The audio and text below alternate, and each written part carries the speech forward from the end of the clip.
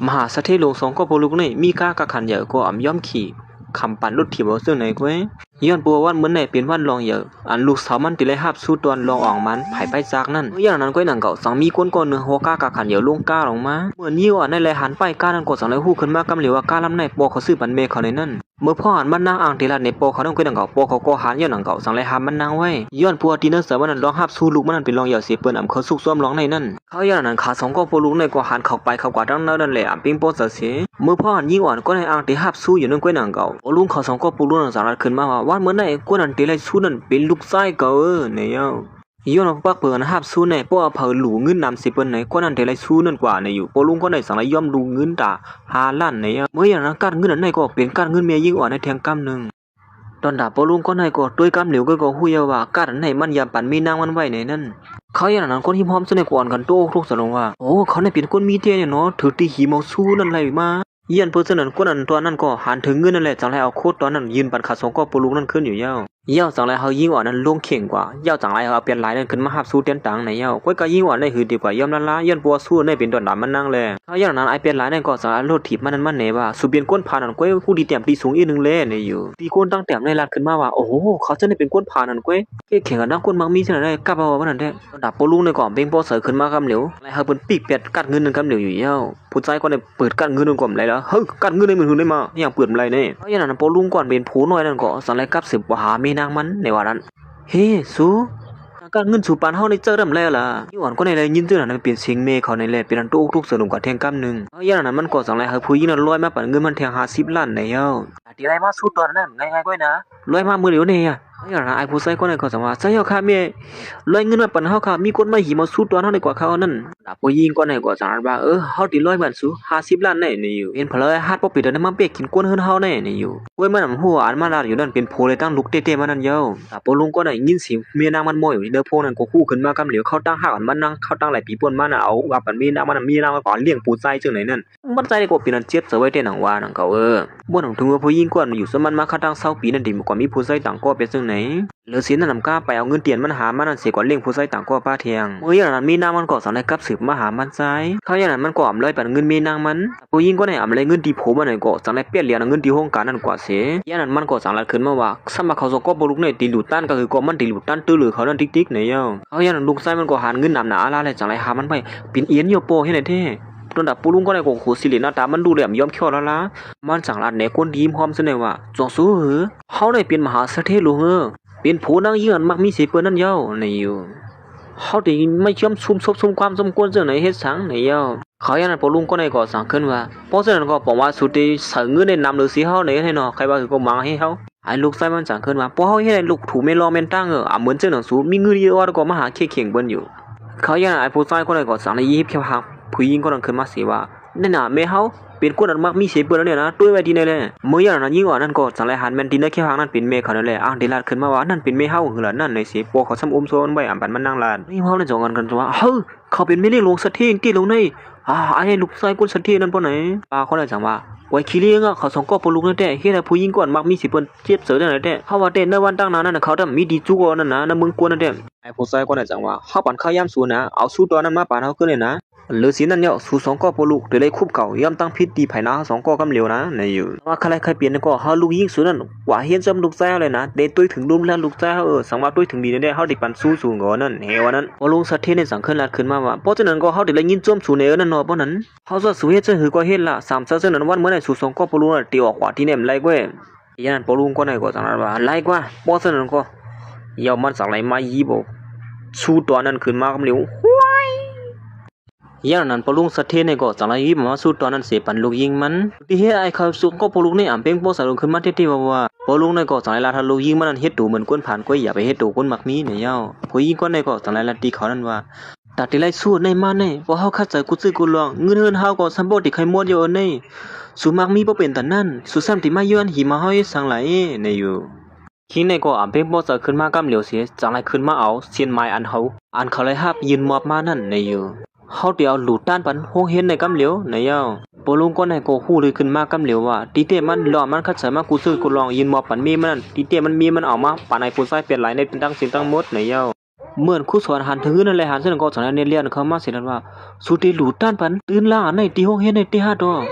มีเหลือขลาดบ่นั้นก็คิดในกลุ่มพวกเขาปันเตเฮาว่าอังเก่าที่เปิ้นไอ้ในก็สั่งว่าเมียเฮานั้นว่าบ่คาคาลาอีสังตีซื้อปันในกลุ่มโยเดี๋ยวนั้นลองซึ่งไหนมันจังตีขลาอีสังอ่ะย่ำนั้นคู่สอนหันถึงเงินก็จังลัดคือยิงอ่อนนั้นว่าเฮายิงอ่อนนั้นย่อมตั้งผิดตีเขา2ตัวปอลูกนั้นกำเหลวในเยา3ซึ่งนั้นเนี่ยตีห้องเฮ็ดในอำหับสู่เขาเฮียนดีในห้องเฮียนเฮาอ่ะเมื่อยิงอ่อนนั้นตึกเถียงขึ้นคู่สอนเขาอยู่นั่นก็นั่งกับปอเขาจังได๋หามมันนั่งไว้ปอลูกก็ได้จังลัดดีคู่สอนนั้นว่าตื่นล่างอันกำแถมนำเป็นเลยเฮงล้านในอำเจียดด้วยสีอีกกะห้าว่ามันเป็นชื่อหือพองในนั่นเมื่อนั้นผู้สอนนั้นจังว่าเฮ้ยมันว่าหือขนาดนี้ไอ้ผู้ซอยคนนั้นเป็นบ่แล้วเฮ้ยสู้ใครบ่อยู่นี่มาเขาย้ำนั้นมันก็จังละติปรุงสัตว์เทนั่นว่าว่าไปสั่งสอนนั่นไปฮู้ลองทางหรอมื้อนั้นมื้อเหลือได้มีเกาที่ฮอดมาถึงที่ไหนเนอยู่เพราะว่าเขาฮอดมาถึงที่ไหนเกาที่เขาสั่งสอนซุมื้อเหลียวนี่นะชูจะได้คุบเข้าคุบความน้อมใบให้นั่นกวยมันหัวก็นั่นก็เป็นมีปลุงก็ได้กวยสุยินจื้อเขาก็กลัวนี่เนาะอันนั้นปลุงก็ได้ก็จังว่าเขาได้กับสืบถามเขาด้วยก่อนว่าจังเขาได้ยอมเฮ็ดจังหนังสู้ว่าเมื่อนั้นเมปาในก่อนเดือนกว่าที่เห็นเขายันก่อนเป็นโพเต้ๆมันนั่นจะอะไรกับสืบมาหามันอีสังได้มาเหมือนมันฮู้ว่าผมมันโทรมานำก้อยหนังเก่าสังวนอยู่ว่าเขากับสืบมาหาเฮาให้สั่งอันนี้มันมื้อไหนเป็นวันลือเขาหมอกระดังเลิงก็อยู่มาอันนี้เสมันบ่นำถึงว่าผมมันนั่นที่มามีที่เห็นลูกยิงมันนั่นเขายันนั้นมันก็จะอะไรฮับพกศิลาขึ้นมาว่าฮักเฮ้ยเฮ็ดสังสุมิติแล้วล่ะนี่เขายันนั้นฟอลุงก่อนเป็นโพเต้ๆมันก็สั่งแล้วเอาวิดีโอมันนั่นเนเปิ้นตั้งนำตั้งไลเฮ็ดสังในวิดีโอนี่เป็นเมียเฮาแก่ค่ะล่ะปลุงก็ไหนก็อ้างที่มาหิมาพงปลิงสะเทนั่นเสกวยกับปลิงสะเทนั่นปันมันดาละเขายันมันก็สันว่าสูเนี่ยเอาวิดีโอเขาเสมาเฮ็ดทางว่าเป็นเมียสูนี่นั่นมันจะไล่ลงไล่เขาเฮ็ดสร้างกวยนั่นเจ้าอีหายว่านั่น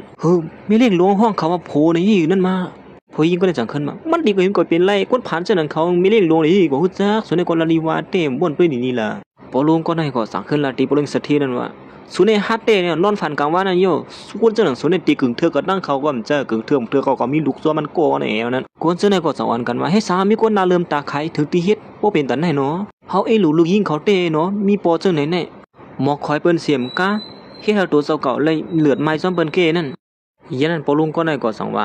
ลองนั่นได้ไว้เสียก่อนละหมูซุ่มสู่2ตัวปลุงนั่นได้ฮู้ขี้ฮู้ตัวสู่เว้ยจะขึ้นว่าเฮ้ยปัวเมียก็มาเถิงได้มื้อตื้อดิฮู้ลองตั้งมื้อเว้ยปอเล่งสัตเทในจังหลัดขึ้นว่าก็วันระยะว่ามีศูนย์นั่นนะสุขอย่างนั้นเนี่ยมาเอาเสริญที่เขาในปีเจอปีข้อเมื่อวานเนี่ยตึกเอาเขาช่วยมาปั่นเขาเรียบบานเขาช่วยมานั่นก็ช่วยสิจัดอันว่านั่นนี่ลุงก็เนี่ยก็เปลี่ยนตุกเสริมกว่าฮิหานั่นมาเมื่อวานเนี่ยเขาเอาเขาช่วยเมื่อปั่นเขาเนี่ยไอ้ในหิวมาว่าเขาช่วยนั่นมาปั่นเนี่ย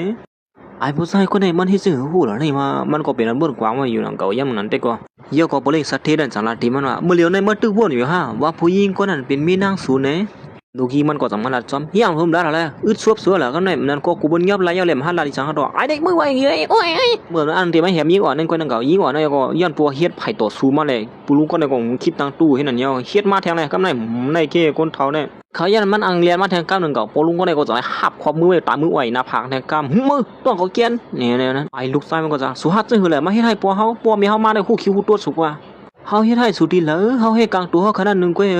เมื่ออย่างนั้นคนดังตานั้นก็สั่งลายขึ้นมาว่าเต่งเขาเนาะอันนี้ก็กดเท้าก็หลวงอังเฮ็ดให้ดูอันนี้มันจะไล่เนาะสั่งสอนเขาจังได๋ก็กึ่งเถื่อว่ามาเมื่ออย่างนั้นก็ยิ้มพร้อมแล้วก็อ่อนกันลาดขึ้นมาว่าเจอเต้เนาะลองมีเงินได้ไว้สิก่อนละมาเฮ็ดตัวจังได๋อย่าไปลาดนะว่าเขาปอดกินเปิ้นก้อยในเต้ในนั้นอันนี้ก็สั่งลายกับสือหาเมียปานั้นเมียเรียนมาที่ไหนคะเนี่ยนะเขาเลยตั้งปัวเฮาถูกเนี่ยเป็นเป้กินเขาในมาสั่งสอนเขาอีกนึงรู้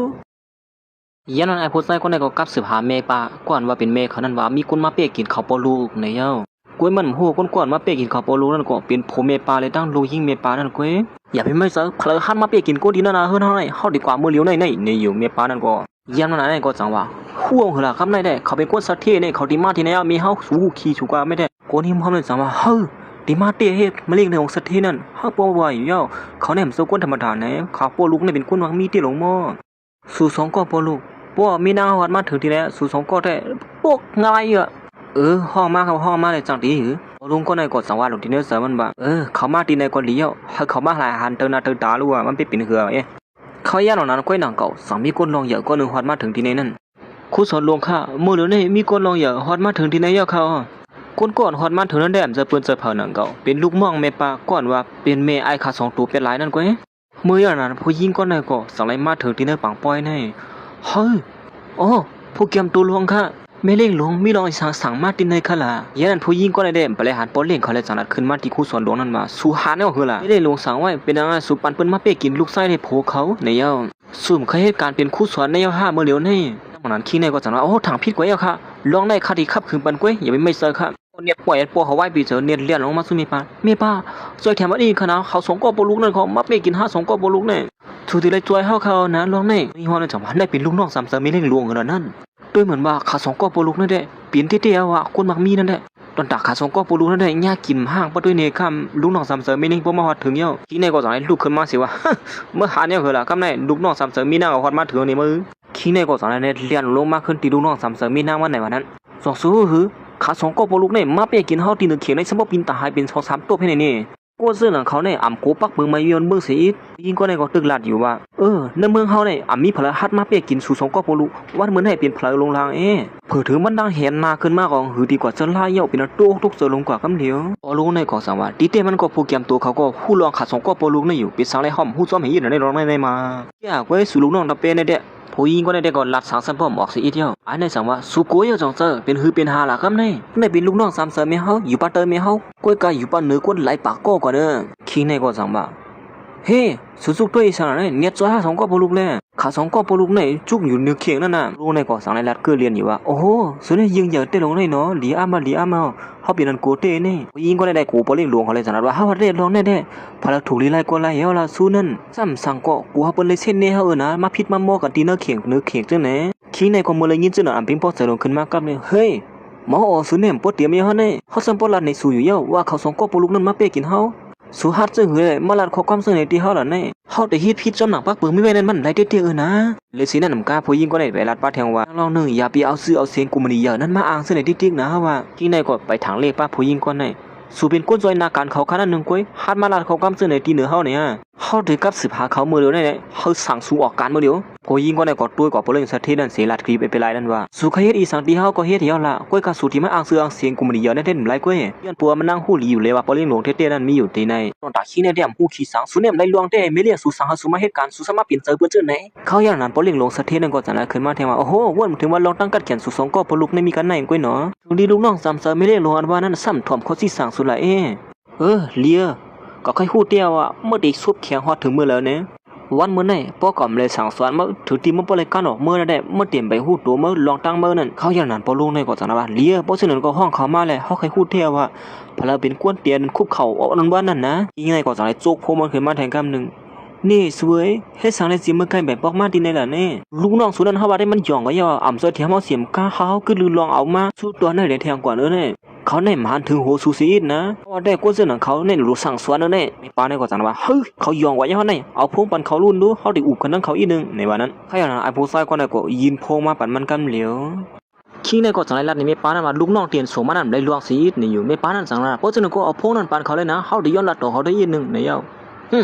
ลัดต่อเด้อไม่เลี้ยงสูเนี่ยยี่นั้นผู้หญิงก็ได้อำหัวคนนั้นเป็นโผมันก้อยในแหละสังลัดดีลูกน้องมันบ่เขายาม10เน็ตเพราะว่าสุขับคือร้องแหนมเข้มเร็วกว่านั้นติเลยฮู้ร้องเฮาอยู่นะแล้วโฮงการเฮาก็เตรียมเอาสูว่าย่อในก็วางพงไปที่นั่นเฮียมันนั่งก่อมไปตั้งในบ้านเขาดูน้องมันสังลัดว่าความว่านี่นึงขนาดร้องในเขาเฮ็ดไรเตี้ยๆเขาก้อยมันก่อมเลยลัดในไม่เลี้ยงเขาว่าก้นๆอยู่ภายหน้านั้นได้ก็เป็นปอเลี้ยงเขานั่นก้อยเนี่ยมันก้อยลัดขึ้นว่าสู้ตัวนั้นกึ่งลีเป็นกองเผาก็นั่นถูกลีไล่ก้อยเนี่ยระดับผู้หญิงก็ได้ก็สังวนอยู่ว่าวันเมื่อไหร่เขาอยากไปเปียกเปิ้นนี่เป็นสังเล่มถ่อมคำสั่งเฮาจังไหนเนี่ยอยู่เขาอย่างนั้นมันก็สั่งขึ้นลัดมากขึ้นว่าเขาไปเขาฮู้ว่าพลาลงลางถึงที่เฮ็ดสู่ลัดความสัมพันธ์เขาออกในเฮาดีกว่าพ่อยามมื้อเหลียวในนี่นะเฮาดีก็ขับคือห้างแควก็ไล่เฮ็ดนั่นสิเขาก็สั่งในวางพงนั่นกว่าเปียดอยู่เย้าสู่กูก็เลยงินอยู่หือล่ะมหาเศรษฐีหลวงก่อนเป็นมีนางเฮานั่นตีฮอดมาถึงที่ในเย้านะห่างเฮียนตัวละขี้ในสั่งว่ามื้อจะก็ห่างเฮียนตัวน่ะเป็นไรก้าวในก็เปิ้สิมันก็บ่เคยฆ่าน้ำหมายบอกมาสู่วนอยู่ผู้หญิงก็นั่นเพราะเขาฮอดมาถึงที่นี่เขาได้เป็นเจอสู่นี่ก็สั่งขึ้นว่ามีนางเฮามาเขามาเป็นไผเฮามันสิเป็นไผสู่มันมันใครว่าหือเที่ยงสู้มันว่าสู้เป็นเผาลงเลยก็ว่าได้มือหย่องกว่าว่าเขาอย่างนั้นพอลุงก่อนเป็นพอเลี้ยงโตเต้นั่นก็จังว่าเขาเลยยินมาว่าไว้เขาสิเขาเต้หน้าเฮือนเหี่ยวไหนเขามีลูกสาวก็เหลียวก็อยู่นะห้ำต้องย้ำยินสิบอกว่าเขามีลูกชายในนั้น ลูกชายก่อนทุกอยู่หิมคางศูนย์นั่นซ้ำอยู่ที่เลยมาอยู่เนื้อกูไม่ช่างฮะดอกย้อนปัวไอ้ผู้ชายก่อนในกูอ๋อมจะลูกเด็กๆผู้หญิงก่อนนั่นเก่าเป็นลูกซับมาซ้อมคิงในกูอย่างนั้นมันก็สั่งขึ้นมาสุยาเป็นมาลัดโคกามเลยลองไล่ตาที่ไหนลองที่นั่นนะเฮือนเท่าไหร่มันเจอกูจะหนังสูติมาหาลอกสู้อยู่กูเขาเยี่ยมเหมือนนั้นคนหิมหอมเสนอจะอ่อนกันนั้นว่าเขาเลยยินเต้นะไม่เลี้ยงคนนั้นเขามีลูกยิงกูเนี่ยต้องยังมีลูกสาวปอกในวันนั้นลูกสาวต้องลูกยิงเจ้าก็เลี้ยงกันถึงพวกคิงในก็สั่งลัดตีลูกชายมันว่าลูกชายเขาเนี่ยอ่ะเป็นผู้สืบใจเจอคือเนื้อวันดังนั้นนั่นสุยาเป็นมาลัดที่สั่งน้ำแทงขี้ปอลิงหลวงในก็สั่งขึ้นว่าอันสูเป็นโผนั้นได้ไว้เสียก่อนละก้อยกับไอ้ผู้ชายก็ได้เป็นลูกเขาอันวันนั้นได้มันดึงเป็นความไรไอ้ในก็เป็นปอสิสุรัตโคก็มีสั่งเนี่ยได้ลวงเลยตาเต้มือเก่าในก็เป็นลูกมือพอทานวันนั้นเฮ็ดสั่งคำตามยำนัดออกทองสูมีดีนั้นเมืองกวนในนั้นเขาอย่างนั้นคิงนั่นก็สั่งขึ้นลัดขึ้นมาย้อนปัวเขาสึงซีมือร้องในคำใครลัดลาไม่เคยให้บอกสมมาลัดเขากำถังเลขกูดีนะเฮือนเขาจังไหนป้อมีนางห้ามาไหนเขาเดี๋ยวเขาสั่งสอนสูเขามันเงียบสูจอมเลยตั้งพิษถังเลขดีเหนือเปิ้นจังไหนเอาย่ำนั้นพอเลี้ยงหลวงนั่นจังลัดขึ้นมาวันถึงว่าสูก็ติแก่บ่เป็นไรวันเมื่อไหร่เขาได้อยู่เปิดที่ในเสเปิดตุ้ยลองเข้มแหลมของสูนั่นกูนั้นมันก็สั่งเลยถามลูกน้องสามเสือนั่นว่าสุรัตมาได้รู้ว่าเขาได้จ่องมีลูกชายฮะพอยิงก็ในก็ย้อนปัวผู้ลีเหนือเลยจังลัดขึ้นมาเจ้าเย้าเมเลี้ยงเขาได้อ่ำต้นยามีเสปอกลูกชายอันว่านั้นมีลูกยิงก็เดียวก็เย้าในอยู่กวยว่าเลยก็สะออนกันลัดขึ้นมาเที่ยงว่าตีเต้มันก็เป็นจังไหนลงนั่นเนาะก็ว่าเลยมั้งก็เขาลัดว่ามีนางเขาเป็นคนมักมีเสเปิ้นเฮ็ดสังสีมื้อกานี่มื้อใหม่นึงนั่นไปไม้ปองเนาะเขาอย่างนั้นคิดในก็สั่งขึ้นลัดตีผู้หญิงก่อนเป็นลูกน้องนั่นว่าเฮาปองเสรีนะอย่าลองในตีเต้มันช่วยตั้งไอ้ผู้ชายก่อนให้ลักอยู่ซ้ำกันสิมีลูกมานึงก็เลยสู่เป็นใจเขาตั้ง2ใจสู่เอาเหมือนเงินค้ำไม่เลี้ยงสู่เสียกว่าเลี้ยงคนใจเจอไหนนั่นแหละสู่เนี่ยมีนาตั้งไอ้เต้ตีเฮาเขาตั้งพิสูจน์เฮาถึงที่สุดรู้สูในเอาสั้นทันสูเสเฮ็ดนาการในอ่ำถูกเมียนจอมตราเสียเอาเงินไปเรียกสูเสกว่าเรียกคนใจซึ่งไหนในกุ้ยขอกว่ามันลาดออกมานั่นแต่เขานะตู่หมดเหี่ยวอย่าไปมาลาดคุกกำได้ลวงไรตาซึ่งไหนแน่ผู้หญิงคนนั้นก็ปอเลี้ยงหลวงนั่นสั่งขึ้นลาตีมันว่าสูนว่ากูก็ในตีเหมือนสูเปียเทมดฮะกว่าเปิ้กินผู้หญิงซึ่งไหนนั่นมื้อย่างนั้นกุ้ยหลังเก่ามีป้านั่นก็สั่งในกำสืบมาหามันแทงกำหนึ่งพงกับมาแทงกุ้ยมั้ยมาก่อนในท่าพกเสียนี่สูเฮ็ดสังติมือแค่ไปไม้ปอกไรไม้ไว้เลยนะมื่อเร็วนี้เขาถูกเปี้ยกินรัดสังสะบ่มใครว่าสีเดียวในเนียนมาไว้ล่ะไอ้ขาสองลูกน้องสูแน่มันเปี้ยอย่างเขากูบ่ดังโผมันเห็นในวันนั้นสังสูเก็บลูกน้องสูไว้ก็ได้แต่ในวันตั้งนานกูมันนี่สูตื้นร่วมสวมห้างเปิดด้วยละในอยู่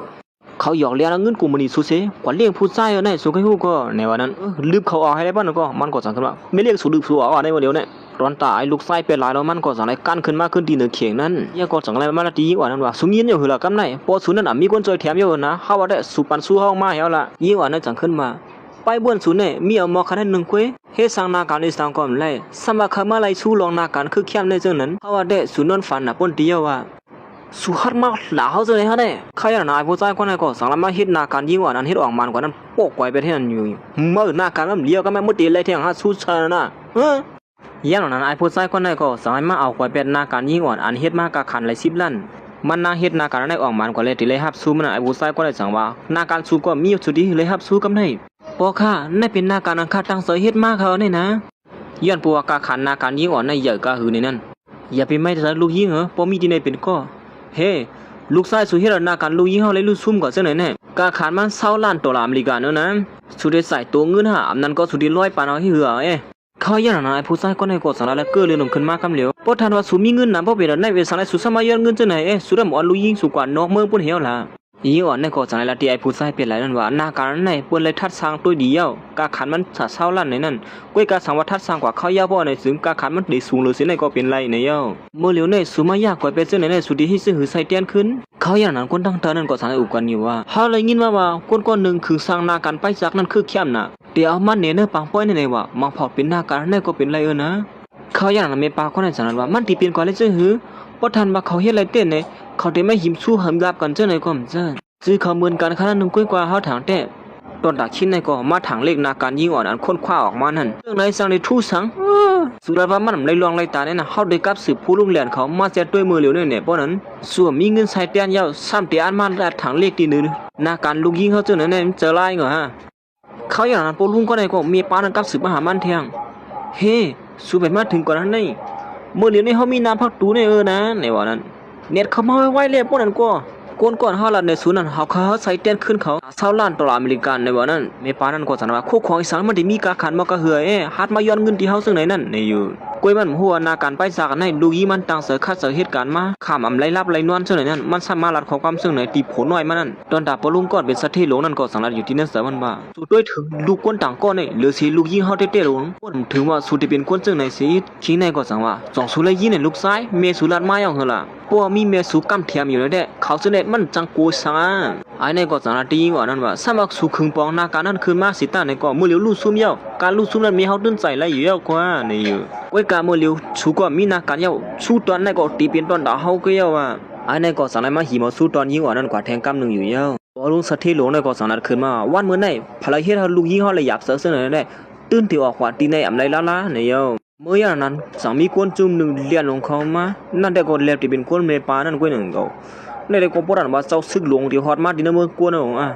เฮ็ดอันเสมันก็สังไรฮอดถึงเข้ามาที่นั่นฝั่งป้อยนั่นอยู่เย้าเมปาในก็พลหัดมาเป้กินคนที่นั่นนาเฮือนเฮาในว่านั้นเมื่ออย่างนั้นครูสอนอาหารถึงเงินนั้นก็สังไรมาฮับตอนปิดเจอเฮ้ยยินดีชมเตะข้าฮับตอนอยู่ค่ะนะอย่างนั้นลูกน้องมาอ่างที่มาซับเลี้ยงอยู่นั่นก็หนึ่งก็มันก็สังไรให้ห้ามลูกน้องมันไว้สังหน้าการสุ่มเฮ็ดซ้อมสูงยาหรือบอกการเย้ามือเดียวเนี่ยหลงเฮ็ดการแทงเย้าคนนี้พร้อมในก็สังอ่อนกันแล้วว่าเฮ้ยเป็นไม่เล่ลงตัวเต้เลยเนาะห่างดีห่างงามเต้ลงเปิ้นบ่เป็นคนมีเต้มื้อตอนตาปลุงเขาสองก็ปลุกตั้งลูกยิงมันแต่วันมันได้ฮู้ขี้ฮู้ตรวจเขากว่าในอยู่เมื่อยันเมปานะก็สังไรหารแม่นลูกยิงมันสิเฮ้ยลูกยิงก็มาให้สังตีในล่ะนี่อย่าไปลาดนะก็ดันหิมสุดตอนดังเขาเนี่ยเป็นลูกยิงเก่าในนั้นก้วยกาเมื่อยันนั้นมันก็อยากหาผมมันที่เนื้อปังป้อยในอำหารเลยจังลัดว่ากำนี้เลยเขาอยู่ซ่อมลูกยิงเฮาตีในอยู่ย้อนปัวปลุงในลาตีลูกยิงมันว่ามันตีกว่าอุปรองนาการอีกหนึ่งในเย้าย่างนั้นครูสอนก้อนห้าห้องว่าหน้าการยิงว่านั่นเป็นหน้าการคือแคบนั่นสร้างไปมาถึงห้องพันอีกหนึ่งคณะเมื่อเร็วในเฮาตึกมีอยู่1เครื่องบินเข้าไปสร้างมือค่ะในเครื่องบินเฮามาคำบุงเข้าเทิงเป็นอีกหนึ่งอ๋ออำเป็นสร้างร้องในแต่ลอยๆกว่าละอยู่เฮาไม่สร้างสูเมื่ออย่างนั้นครูสอนก้อนนั้นจังนั้นว่าลูกยิงสู่ตั้งเสือเฮ็ดออกมาหน้าการคือแคบจังไหนเฮาตื่นตีกว่าความเฮาละอยู่กว่าในยาวหรือสินั่นนำกาก้นนั้นมีตีนพงปลุงกันได้ก็สังไรเฮาปลุงในกว่าฮับตอนนั้นอีกหนึ่งย้อนปัวเครื่องบินเขานั้นมาคำองนั่นแหละอ๋ออย่าไปไม่เสือลองได้แต่ย่างนั้นปลุงในก็สังรัดว่าเฮาไปเขาฮู้แท้ว่าสุติให้กลางวันไอเป็นลายเขา2ตัวนั้นอำนั้นก็ตีให้กลางวันลูกยิงเฮาในนั้นเมื่อย่างนั้นไม่ปานก็สังไรไปขึ้นเข่งมาเสียตอนตายิงอ่อนในก็เฮ้ยมีเฮามาหาเฮาอยู่ตรงนี้ในปีนั้นจมซื้อไว้อยู่หนังเก่าย่างนั้นแต่เขาย่างนั้นมันนั่งก็สังไรห้องขึ้นมาว่าแม่เหมือนยิงอ่อนในว่าแม่เขามาหามาไหนนั่นก้วยหนังเก่าก้วยกาไอผู้ใจก็ในเลียนเข้ามาเฮ้ยมีเฮามาขายอยู่ค่ะนี่คาเลดังปอในถูกเขาเปียกินเขาในแมวใครฮู้เขายันเมปานั่นก็สันว่าพลังในฮัดโปกะเหือมาเปียกินแน่ในวันนั้นยิงอ่อนนั่นก็เลยยิงเขากับเมเขาลัดฉะนั้นก็ลัดสังสะป้อมเขาออกกึ่งพวกเป็นว่าก้นมักมีเต้เขาสองก็ปรุนเต้ก็ไม่เต็มใจจะหือเตียนแล้วก็ไม่เต้ตอนตาปอลุงก็ในลูกไส้มันเต้พลังหันมาเปียกินเที่ยงป้อเป็นไหนเต้เขาในก็อ่อนกันยองอ้ามตีเหนือเขาสองก็ปลุกนั่นอยู่เย้าตอนตายิงอ่อนในก็ว่นกวางอยู่เป็นสังเลยไอผู้ใจก็ในห้องมีเฮาว่าเมซ้ำป้อมลัดสังซ้อมซ้ำย้ำหาว่าลิง่ายๆซึ่งไหนฤาษีนั่นเย่าเขามาอ่อนๆตัวมีเฮาซึ่งไหนตอนตายิ่งอ่อนในก็เป็นอันลมเสือเรียกว่าอยู่หนังเก่าย้อนปัวเมเขาอำต้นยำเฮ็ดซึ่งในต้นตามันสิปอไอ้ผู้ชายก็ในก็สั่งว่าเป็นผู้หญิงก็ในเขามาหิมสู้ตอนขนาดแมวใครฮู้ในวันนั้นกลุ่มเลยกว่าเฮ็ดนอกเมืองเลยมาหิมสู้คาขนาดเลยชวนในเดี๋ยวเลยกว่าเฮ็ดนอกเมืองนั่นยิงลองในแมวเดี๋ยวเลยซอยเถียมเฮาสองก็ปลูกเขานะไอ้ในก็สั่งไรเฮอเมปานั้นลืบยิงอ่อนนั้นออกหูเฮียนแปดในว่ามื้อนั้นมันนั่งกล่อมห้องว่าเมเย่าเฮาก็ไปใครฮู้เหมือนกันว่าสุยได้เฮ็ดอีสังตีเฮาในนั้นย่นั้นเมปาในก็สั่งลาเดี๋ยวที่เนื้อเสริมมันว่าลูกยิงขว้างปันแม่อีนึงนะลูกมีปอเป็นมหาเศรษฐีหรือสินั้นลูกก็มีตั้งกัดแขนเมปาในก็วนว่าลูกยิงมันเลยฮับสู้ไหลปอกไหลก้ามเย่าคือได้เปลี่ยนหลายนั้นก้อยสังว่าไหลตื้อตั้งลีตีนะเตรียมไหลแทงในวันตั้งนานนั้นในวันนั้นแต่ว่าคำไหลตื้อตั้งลีในเขาเตรียมไหลขว้างปันแม่อีนึงนะลูกยิงในวันนั้นย่างนั้นมันก็สั่งลาตีลูกยิงมันนั้นเฮาลูกยิงมันเอาสู้ตอนนั้นอาปานไอเปลี่ยนหลายนั้นในเย่าซ้ำเสื้อนั้นแต่อย่าไปปานว่านั่นก็ละย่างนั้นมันก็สั่งลาตีก้นตั้งน้ำนั้นว่ากวนตีไหลสู้ที่นึงนั้นได้ก็เปลี่ยนไอเปลี่ยนหลายนั้นก้อยในวันนั้นพลมหาถึงซ้อมลาดมาได้รู้ย้อนปัวปนวนว่ามันเป็นสัตว์เทในได้พะความฮัดเถงมันยันยิ่งอ่อนนั่นสนัดว่าสุเฮ็ดจึงไหนย้อนปืนสร้างล่ะนี่ไอ้ในก็เนียนมาลาดกำเหลียวย้อนปัวมีเฮาได้เป็นมหาสัตว์เทหลวงนั่นยิงนะเฮาใครเลือนใครลาวเนื้อกลางเฮาวุ่นกว่าเขามาปั่นเฮาไล่กว่าเนื้อสุดด้วยขึ้นผังหางสุลุไอ้ผู้ชายคนในก็ลาดคอกำถังเลยถึงยิ่งอ่อนแล้วดังปอเขานั่นสุดที่ลูกปอสุดในมันสวยเทียมในช่างสูไปเบ็ดสูก้วยหือละเหมือนเมปาในเลยยินเจอนั้นก็คู่ว่าผมมันก็มาที่ในเหมือนกันเนี่ยเป็นอันรวมขี่เสือไว้อยู่นั่นก็อย่างนั้นแต่ก็ก้วยกามันสั่งว่าเมื่อในวันลือเขามีตีเฮือนก้วยเขาตื่นมาก้วยกาไอ้ในลัดถึงนั่นได้เลยเป็นก้นซอยการเขาก้วยกาทางแตะในวันนั้นก้วยกาซึ่งหือก็มันก็สั่งว่าลูกยิงเขาตีตื้อเสือเกี่ยวในมันสั่งไรหาไม่เป็นไรเนี่ยว่าเดี๋ยวเฮาไรสู้มาเยาก็อย่าไปลัดเขากำสันแถมซึ่งเลยนะที่ในสั่งว่าสู้อย่าไปว่าอีสังลูกเฮาตีมือตีฮับสู้มาเยาว่าผู้ยิงคนไหนมาเต็กติ่งลูกใจเฮาได้ตีกันนั่นหรือสินั่นไปผ่ามือห้ามันกว่าแกมลูกไส้ก็เห็นเนี่ยเมื่อไงเนี่ยขี้ในก็สั่งว่าจื้อก็เย่ามือเขาเป็นล้วนก็เลยเฮาก็เหมาดังพี่สังเขา ตอนตาเมป้าเนี่ยก็อย่าว่าตีเป็นเจอลูกสาวมันละม่วนถึงว่าเขาพ่อให้ว่าเป็นตอนไหนฮะในมาตีห้องเฮียนในมาให้ไทยเปิ้นก็เยาก็จังไหนก้อยหลงแล้วก็ทางไหนเอกล่ะวันลูกสาวมันนั่นเฮ็ดสังสูเป็นลูกอ่อนก้อยกว่าเฮ็ดให้เปิ้นจังไหนในมันบ่ดีก้อยเฮ็ดสังสูในสัมปมมีตังวนสิอีเด้อเฮ็ดจังไหนที่เฮ็ดให้ปมเมสุริยายเปิ้นก้อยนั่นในว่านั้นเมื่อนี้ว่านั้นแล้วยินข้อความเมฆลัดจังนั้นขึ้นมาก็สันว่าอ๋อเฮ็ดเอาลีไอเปิ้นไหนเนาะตีเตี้ยนั้นมีเฮาเลยเนาะและไอเปิ้นย้อนคามาตาสีเขานั่นเนาะปานไหนได้ในว่ามีเฮาลีไอเปิ้นย้อนคาสองเซอมีเฮาว่าหือเลยแล้วยินจังนั้นจังว่าเฮ้ยที่เขามาห้องมีเฮาว่าเมนั่นมาไอเนี่ยก็สังลัดขึ้นมาเฮ็ดสังเลยเขามาห้องมีเฮาว่าเมนี่ล่ะนั่นมีป้าเนี่ยก็ลัดขึ้นมาหน้าเริ่มๆมันมีลูกสาวซึ่งไหนเนี่ยยาวก้อยกำมันลัดออกมาในซ้ำบนสังความปันเมอีถึงนั้นลูกปปมื้อที่เฮ็ดเมที่ซับเลี้ยงนี่เป็นลูกก้อยในว่านั้นไอผู้ชายคนนั้นก็สันว่าสุดีชอยมซะเนี่ยมีเฮาฮักเฮากะหือนี่นั่นสุเป็นกวนมีเมียอยู่เหมือนคนซึ่งหนังสูในสีก็ห้องเมียเปิ้นว่าเมียเนี่ยเมป้านั้นก็สังลัดที่ไอผู้ชายคนนั้นว่าอย่าไปไม่เจอลูกชายมือเมียไม่อยู่ที่ไหนยาวก็เตรียมมือเผยว่าหิมกว่าอะไรคู่ขอนั่นเนี่ยยันนั้นยิ่งว่านั้นก็สังไลห้องว่าโปเนี่ยโปเขาก็สังไลไปเขามาหาโปว่าโปเฮามาได้กูซื้อกูลองตีป่องเลี้ยงก้อยเขาปตุกเสริมก่อนว่าเขาอยู่โปเขามาตีนี่มั้งเมป้าเนี่ยก็ตื้อวนว่าโผมันอยู่ที่เนื้อปังป้อยนี่แหละทางหางไลลาตีลูกยิงมันนั่นปีเจอปีคอมันให้สั่งลูกยิงเขาในตั้นหมอเปียดหมอเลียนเมื่อเลยล่ะนี่ตอนถ่ายผู้ชายไปแล้วนั่นก็ตื้อลัดความทางเล็กดีในยิงว่านั่นอยู่วันเมื่อเนี่ยโลลาถือว่าโปสุติมาขึ้นในนั้นโปสุสมไปเป็นสุยเออหนาเมื่อเลี้ยวเนี่ยสามารถพลติมาสวยเทียมผมประดังเมียสูมากก็พอดีสวยเทียมซูมไล่ยิ่งนั้นยิ่งอ่อนให้ก็สังลัดขึ้นมาว่าเจ้าเยาว่าอันสุรนันพิสิทธิ์มีเฮามากกว่าได้ลวงสิทธิ์ในวันนั้นเขาก็มุ่งเคยสังลัดความมีอีเดียวมืออย่างนั้นเด็กก็สองมันจะหือมีเฮาในมันไล่ลวงในนั้นป้าเนี่ยก็อ่ำถมเขากำลูกยิมันกุยลาตีคู่สวนนั่นว่าจะเฮ็ดปังป้อยค่ะอย่าไปเฮาลวงในมาสู้ยุงอ่อนเก้าให้ไหนค่ะกาตอนตายิ่งอ่อนในก็อ่ำย้อมจังไรหิมเอามาคู่ตอนนั้นกำเหลวกันปัวสู้ตอนนั้นเป็นตอนดามันนางกุยแลกูเจอให้ก็อ่ำหันยอบยิ่งอ่อนนั่นที่เนี่ยจังว่าเฮ้ยซุ่มเลยยินฮะขึ้นมายอบกำเหลวเลยเนี่ยพอยิงก้อนไหนเป็นใจก้นต่างก็หรือเสียลูกเต้ๆมานั่นก้อยกายิ่งอ่อนในอ่ำย้อมล้าตอนตัดที่ไรโคตรตอนมานั่นคิงในจังรัดก้นเหตุการณ์นั้นว่ายอบครูเขากำเหลวเลยย้อนปัวเขาซื้อในก็คู่ซักยิ่งอ่อนนั่นลีเลยอ่ำหันยอบไอ้ผู้ชายก้อนในสังซึ่งหือก็เหตุการณ์นั้นอันไปย่อมๆเลยผู้หญิงก้อนในสังไรสังก้นเหตุการณ์นั้นอยู่ยาวจังไรหาก้นเหตุการณ์นั้นมาหิมเอาสู้ตอนที่ยิงอ่อนก้อนเป็นลูกเต้ๆมันนั่นกำเหลวอยู่ก้นเหตุการณ์ในก็อ่ำพ่องหรือไรจังไรการขึ้นเข่งนั้นมาอันที่มาหิมเอาโคตรตอนที่ยิงอ่อนนั้นก้อยกายิงอ่อนในอ่ำย่อมล้าสู้ตอนนั้นในกึ่งเป็นตอนด่าเฮาก้อยสุดที่มาเฮ็ดสังที่เฮาล่ะนี่เขาอย่างนั้นมันนั่งก็ไปกว่าไปขึ้นอยู่เฮ็ดนั้นไอ้ในสังไรที่เมปานั้นเฮาด้วยค่ะลูกเขาดังด้วยไปเพียรเทียงจึงนั้นเขาดังไปย่อมปานละค่ะนั่นยอบครูเขาใหญ่ฮักขาเขาเปียลัวเขาได้ไปกว่าดังเลยเทียงเมป้าเนี่ยก็เมื่อไรยินจึงนั้นจังนัดขึ้นมาว่าโลเฮ็ดจึงนั้นก็ไรเย้าซึ่งก็มันก็ไม่เจอตอนตัดลูกยิงมันอยู่นั่นเก่าก้อยกามันซ้ำฮักไอ้ในหนาบอาลาและสู้ตอนมากก็ป้อยว่าโลเฮ็ดจึงนั้นก็ไรตอนตัดคิดได้ก็สังนัดตีลูกชายมันว่าอย่าไปไม่เจอลูกชายวันเมื่อไหร่มีโปเลยตั้งเมย์อยู่ดีแน่ๆมีเพิ่มมาหิมก่อนไรละลูกชายตื่นเต้นไรมากห่างเมื่อย่านนั้นก้อยหนังเก่าก่อนปีลูกน้องผู้หญิงคนใดก็สังนัดขึ้นมาว่าเมื่อที่เฮ็ดจึงนั้นเนี่ยพ่นด้วยลีก่อนขั้นเลยนะเขาเฮ็ดจึงนั้นเนี่ยมันป่นเลือน่ะอาลาเขาเนี่ยแต่ว่าเขาหู้ร้องแน่ได้ไปลองสู้อยู่เยอะเนี่ยก้อยกามันก่อมทำเขาคำลูกน้องมันก้อยหลัดขึ้นมาว่าสุ่มเจอลูกน้องเขาเย้าสุ่มมีปูนพรตัดที่มัสยี่สังอีสังลัดอีสังที่เขาแทงพอเลยก็เย้าที่มาขัดขวางเขาตื่นน้ำไรละอย่างนั้นคนหิมหอมเสนโกสังวันกันลัดขึ้นมาว่าคือเพราะว่าเป็นมหาเศรษฐีหลวงเตลาดกำเหลือกำนั่นเตหลวงตอนตายิ่งอ่อนในโกสังว่าการเข่งในเขาก็ไล่มาสู้ตอนนั้นเป็นสังไรไม่ให้ลองซึ่งไหนล่ะมันทำถูกเมียนสีมันนางก็สังลัดตีเมย์เขานั้นว่าวนว่ามีก้นน้ำเย้าแต่เฮ็ดอีสังพื้นที่เปิ้นก็ไรเนี่ยเขาอย่างนั้นมันนางก่อมย่ำปานนั่นละปอลุงก็ในจังนัดขึ้นมาว่าสุรัตว่าโคตรตัวนั้นได้เป็นความสูนี่เมื่อไกลในเขามาเยอะเงินที่เขากาขันเช่าล้านในวันนั้นกาขันอย่างมอกะหือคาโตเตเอาโคคอนเขามาเข่งนั่นก้อยแบบก้อยก็มาย้อนเงินเขาจนไหนเขาเมียวไปหูเหี่ยวนะไอ้นี่ก็ยิ่งอ่อนนั่นก็สังนัดว่าเขาปลาสูเย้าในมันเป็นนาการเขาตั้งเจอเฮ็ดมานั่นสู้เพียบตาก้อยสู้ซ้ำพ่อยากก้อยเป็นเย้าแม่เขาก็ยาว่าปีเป็นเจอมันนั่งละจังนัดขึ้นมาล้วนมอกกันได้ก้อยหมอเปียดหมอเลียนจื้อละนี่ย้ำนั่นก็สังนัดที่ลูกยิงมันว่ากาในก็เขาเตรียมใส่เตียนสู้ตัวนั้นที่ได้เป็นโดนตาลูกไส้เขาในวันนั้นลาตีลูกยิงเต้ๆนั่นนะมีเฮาว่าหือก็มันนางก็ลาตีเมเขานั่นว่าจะมีเฮาฮู้ค่ะหือนาการในคาตังเสเฮ็ดมาในเข้าตั้งเป็น6เรือนเขาตัดที่ไรมาในมันซะง่ายๆเมื่อคาเฮ็ดนาการนั้นมีเฮาก็หานอยู่หือมีเฮาตั้งทุกยองคาอยู่เมปานั้นก็สังว่านาการในลูกยิงก็ตั้งเสเฮ็ดมาเตมันก็ติเสลายแก้งเขาในก้อยก็ซ้ำว่ามันวนป่องลองในอยู่สิตาในก็มันก็สังรัดว่ามื้อละฮอดมาถึงดันในเยาลูกยิงก็นั่นของก้อยมือซ้ำเลี้ยงกะเฮือนเอากว่าตอนตาไอ้ใจก็ในป้อมได้ชุดตอนมาในวันตั้งนานนั้นดีกว่าเฮ็ดนอกเมื่อในขยับไว้ในนี่สิเขาอย่างนั้นพอลุงก็ในสังว่าเจ้าเยานาการนั้นในนะเขาเลยปืดเฮ็ดออกมาในเขาตามหรือสังในมันเป็นอันเต้มันเอ้ย ลองในเฮาก็เลยรีบเฮ็ดมาเหมือนกันอยู่น้องเขานะมื้ออย่างนั้นเหมือนว่าปอลุงก็ในก็เล็บติฮู้ลองตั้งอันยิงอ่อนก็ในเขาเข่งซ้อมซั่นมื้ออย่างนั้นไอ้ผู้ชายก็ในก็สังขึ้นลาลงขึ้นมาแทงว่าอ๋อสุในเด้ลาวหน้าการเปิ้นมาก็นั่นป้อนไหนซ้ำไปมาตามตั้งพิษเสยยิงอ่อนนั้นว่ายิงอ่อนนั้นกว่าลาวหน้าการเปิ้นมาในอยู่ตอนตามแม่ป้าก็ในก็อำยุมเจอลูกยิงมันเสียซ้ำเป็นจะไอ้ผู้ชายเป็นไรนั่นแม่กันว่นว่าสุในเป็นคนกัดแขนม่วนถึงว่าสุดดีกว่าลักหน้าการเปิ้นมาซึ่งไหนลองอันเฮาเป็นเจ้าสุในก็ถูกแม่นเยาในลองในกูนี่พร้อมจะในกูอ่อนกันลัดขึ้นมาว่าเฮ้ยเขาในฮัดซึ่งคือเดี๋ยวนั้นกว่าลักเขาหน้าการนั้นคือเขี้ยวลงเส้นไหนมา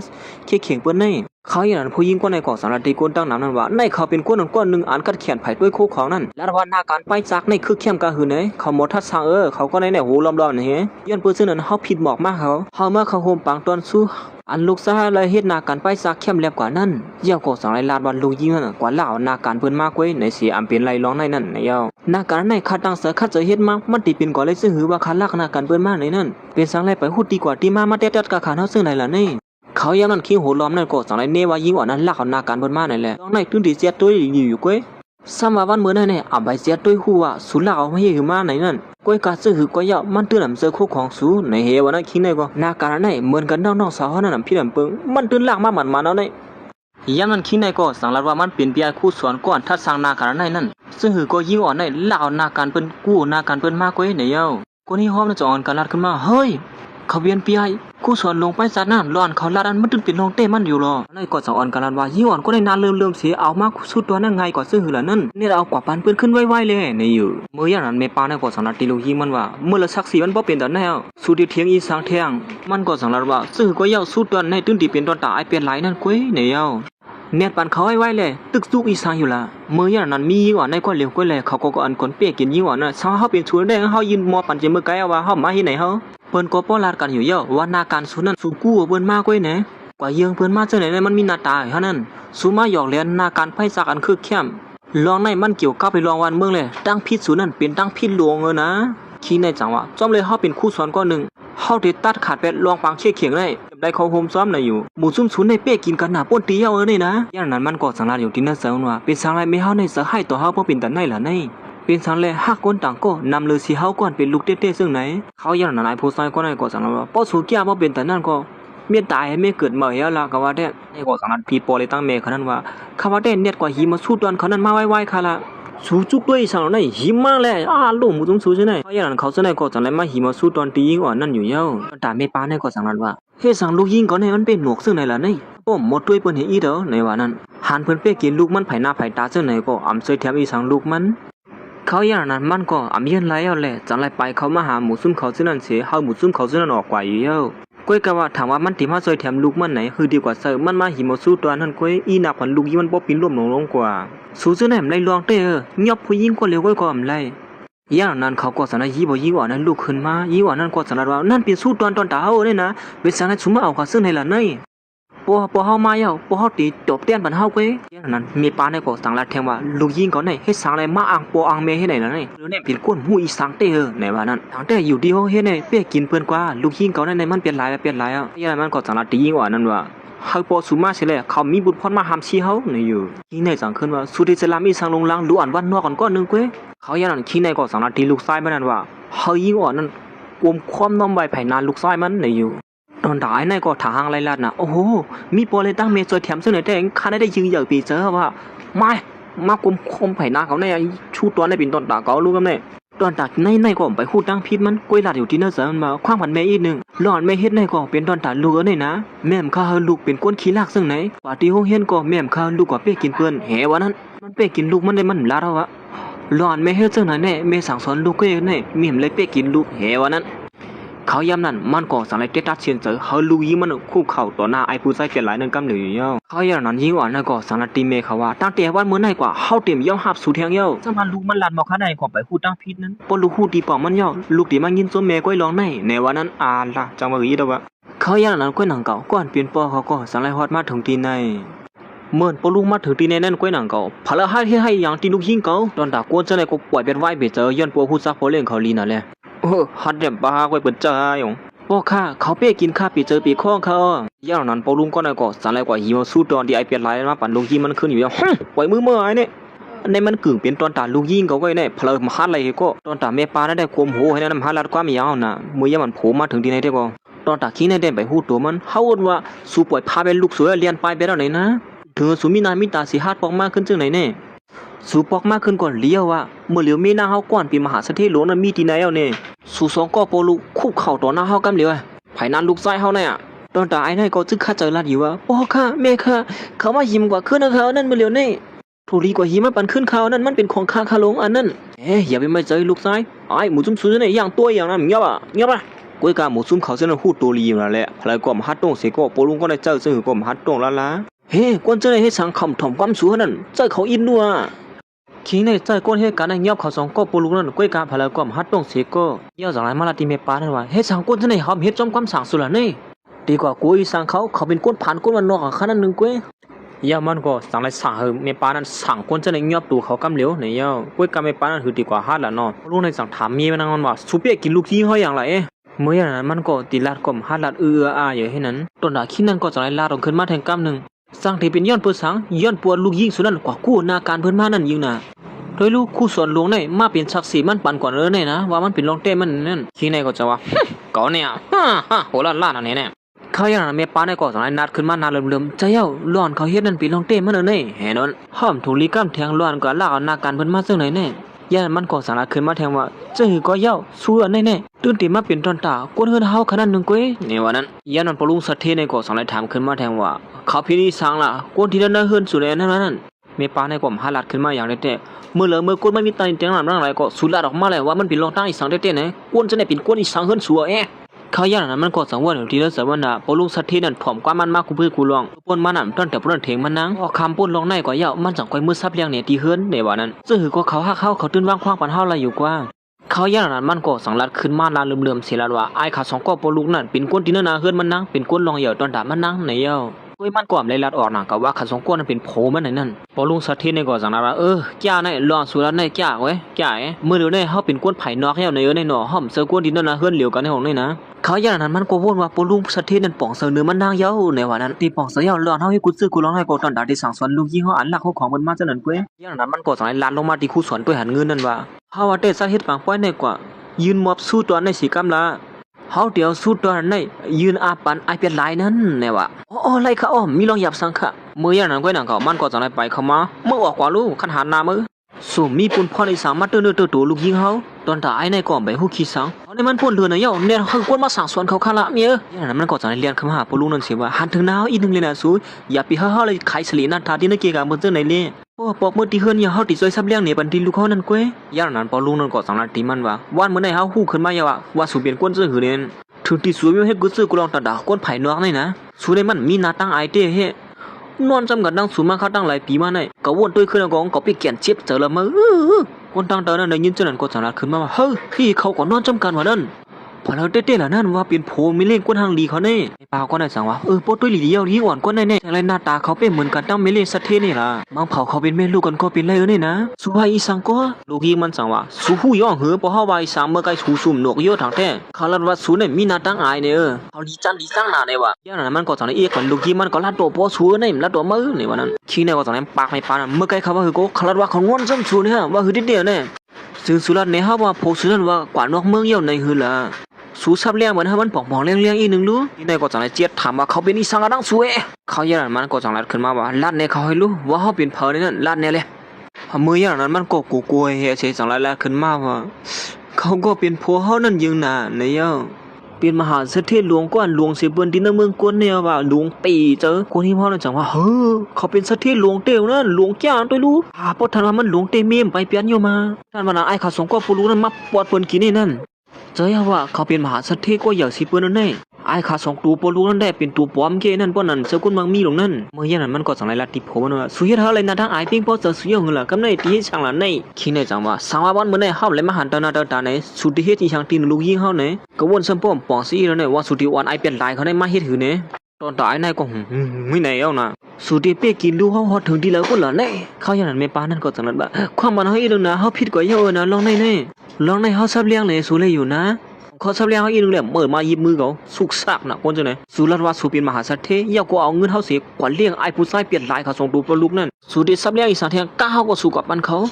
ย่ำตรงนั้นปลุกเศรษฐีในก็สังนาทีมีนางมันว่าสู้เอาเงินเอาข้ามเขาเสียกว่าเลี้ยงไอ้ผู้ชายเปลี่ยนลายลงนั่นนะ ร้อนสู่กว่าเล่งเขานั้นได้ว่าเสียก่อนละก้อยกาสูมาเฮ็ดให้ลูกยี่ห้อเลยหยับเสือซึ่งนั้นเนี่ยก่อมปีบัวหันเจอสีเมื่อร้องในเนี่ยซ้ำเอาลูกก้นดักก็เสียมาลานเปลี่ยนเหยื่อซึ่งไหนเนี่ยมาหูเจอสูในเปลี่ยนกวนอยู่ฮะเนี่ยก้อยกะว่าซ้ำมาเขาหูซึ่งนั้นเสียตั้งในกว่าผู้ลุงก็ได้ก่อสลายมาฮีบขอบแขนเมปานั่นสินัดว่าสูนว่าสูบังมีเอาสูจะยิงเหยื่อเนี่ยฮะมาเปียกกินเขาในก้นไรในกว่าเยี่ยก็ตั้งตึกลานอยู่ว่าซ้ำมาเขาเลยตั้งเขาเนี่ยในเจอผมมีกันเด็ดๆเสียตั้งในก็เขาหาเข้าซ้อมเลยมาหูเจอเจ็ดจังเขาเนอเลยนะหล่อนเขาลุ่มล่าด้วยถึงเขาในก็ปิดถูกเมียนอยู่ก้อยโอ้แต่เมปานั่นได้เป็นนันกูว่าอยู่เยอะอันนี้ก็ลาดขึ้นมานาลุ่มสูนก็เยอะมายานาเฮือนเขาลู่เลี้ยวซึ่งไหนเนี่ยเขาได้ขยันก็เฮ็ดสูสมัครกับกาอีสังเทียงอ่ะยี่ว่านั่นจังขึ้นมาอามามีนาตั้งไงล่ะเงินเมียสูอีสังเงินสูกูเจอกูลองเจออยู่นั่นเป็นเงินปัวเฮาก็มหาเศรษฐีหลวงตัวเตี้ยเป็นปัวเฮาก็ตอนตายในก็มือเลยยินเจอหลังจากนั้นตัวเจอขึ้นมากำเดียวเฮ้ยมันเป็นก้อนเลยเจอหืออะไรมาแม่ลาดอีสังอีนึงดูมันเป็นดงเตะมาอยู่ฮะเนี่ยก็ตั้งตานั่นจังขึ้นว่าอ๋อตีเตะมันก็ปัวเล็กหลวงเนี่ยเปลี่ยนเขาแล้วเนี่ยผู้หญิงก็ได้เอาเงินเอาค่ามันมาให้ตีลาดเนี่ยจะอย่าว่าตีเตะมันเขามาปืนอีโคเขาขนาดนึงก็ซ้ำไปเอาเงินผูกเขานั่นกว่าเลี้ยงผู้ใจต่างก็เอาก้นอีสังเป็นไร